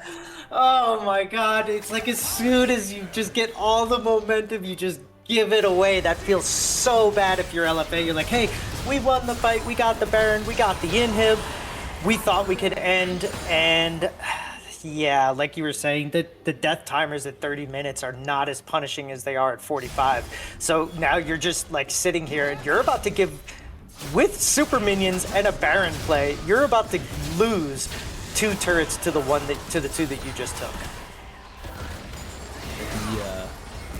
it's not the end of the world. It's not like a full-on reverse in, but look at these wave states, or look what's coming there. Cho'Gath, Umeshi in the top side might be able to get their first tower in the game. Should be pretty good for the Cho'Gath here, but look at bot side. This is your damage being done. Mid lane, the damage is already done here. Maybe could look for the fight here, but Bigsby, the clone got caught out, thankfully. And they really jumped that man, but eyes on the bot lane, maybe look for the engage. Duxami doesn't have any Narbar. Nazo wants the fight, stunned up, has to flash over the wall, flash away, fight's called off. Duxami trying to get the charge up. D-Dub's close, Urmeshi has TP. Could he join the play? There's that far pink ward there in the tri-brush, but they're prioritizing this tower. They want this instead. Calm under pressure. Yeah, very, very well done. Good disengage. DT Dub using the Senna to make sure that Ducks on Me couldn't get any more hits and couldn't stack his Narbar any higher. Really, really well done by them. Unlike LFA, they did not completely overstep. Urmeshi might get caught out here, but he's more than likely going to take the tower. Nope. Well, not. Sadly, the tower has to flash away. Ducks on Me trying to clear the distance. Able to get through with the Hex Gates. Not terrible here. 30 seconds before Dragon. Yeah, and no flash on the Shogun, so he's not going to be able to flash chomp anybody. You know, the center route does miss Bigsby, doesn't see him, so they are going to have a Death Brush ready to set up here. Basket reset. Do they know? And Hazo has the vision. They've got the TP and Urameshi. They've got about 10 seconds here without the Viego. Do they check the Death Brush? No matter who checks as they die, is going to queue it. They're going to find the knock upon to the Jinx. There's Basket back here, ready for the play. This is our last honest 5v5 that I think is going to happen this game here, folks. Let's hope goes well for both these teams, and that's sadly not the case. Yeah, right? What the? Gnar reset? Oh, that's with full Narbar too, and now the clone's down, and Ozdog is just getting hit from, you know, like screen and a half away from DT Dub on the Senna, so. With the same damage back though. Healing's a little bit better on the center. They're trying to clear out this pink ward. Root's gonna land. Pandorium also gonna take a little bit of damage from the Morgana. Doesn't do as much as you really hope, but that's a very chunky target. Cho'Gath just demolished there. Ducks on Me has an Arbar too.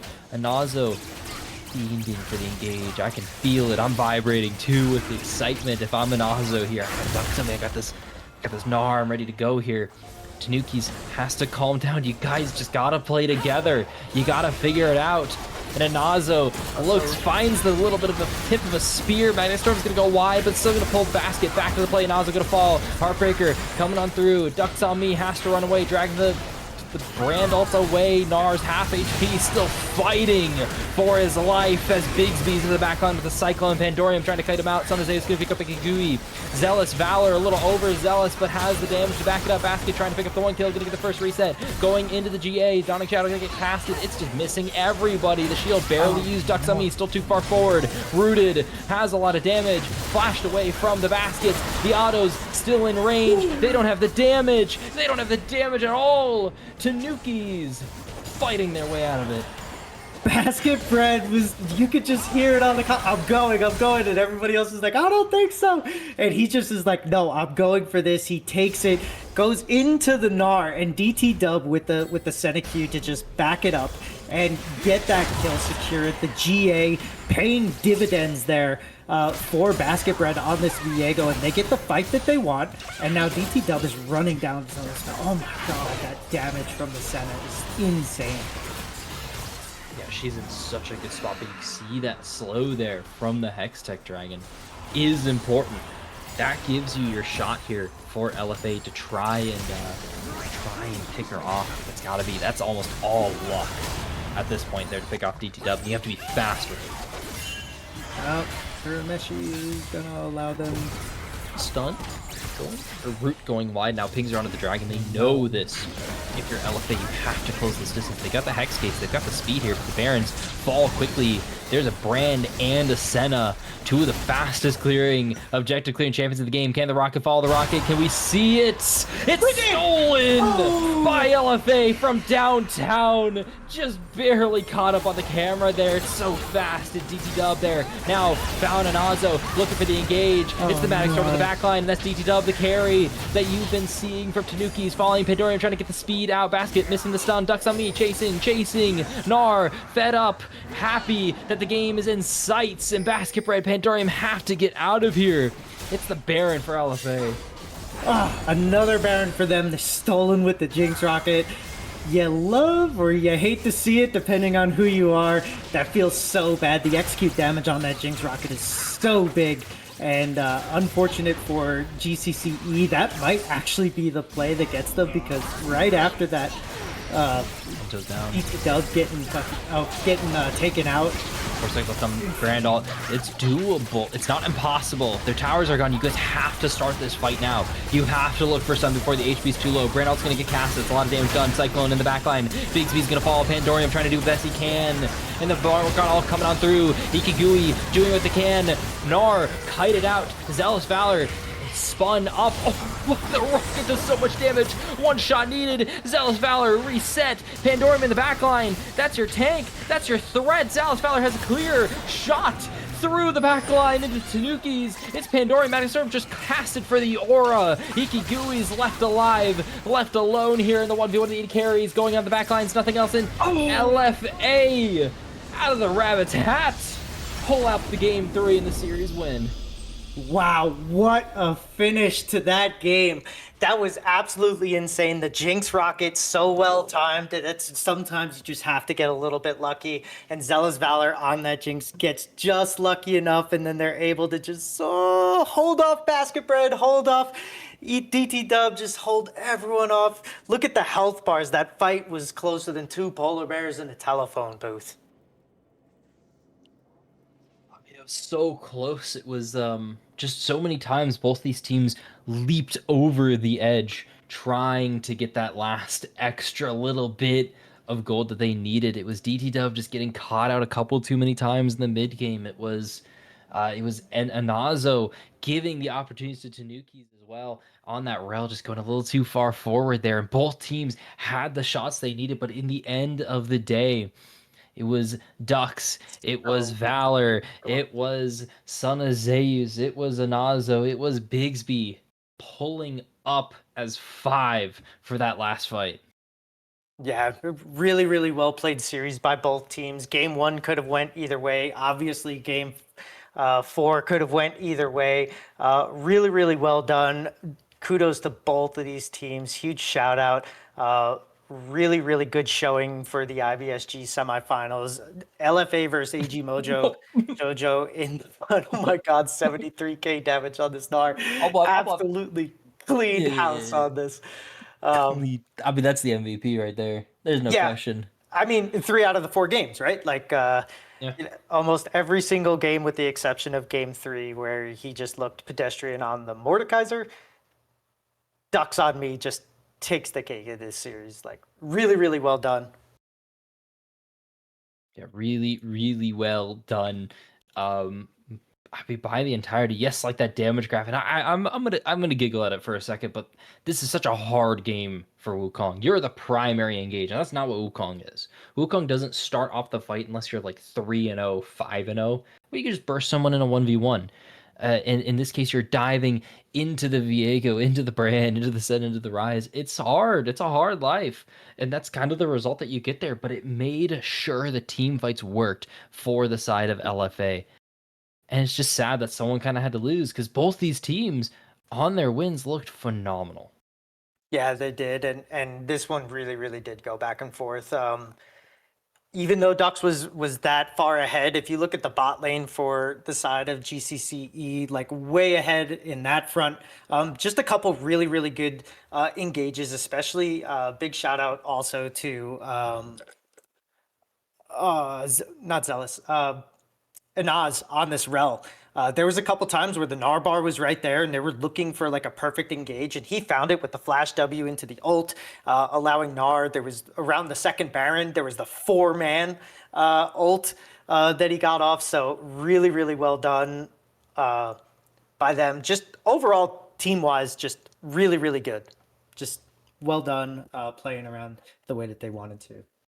And with that being said, it's a late night, 12:30 ESD. Thank you everybody in stream for sticking it out. Thank you Last Raven for producing. Thank you Fel for co-commentating. Thank you Merc for hosting us. IBSG semifinals, LFA versus Tanukis. LFA taking it 3-1. We've been your friends up in the caster booth. Thank you for spending your night with us, and we'll see you next time.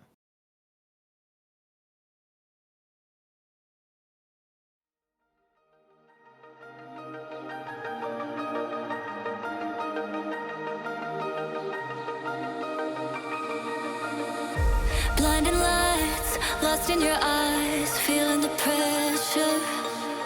You and I, spending the night.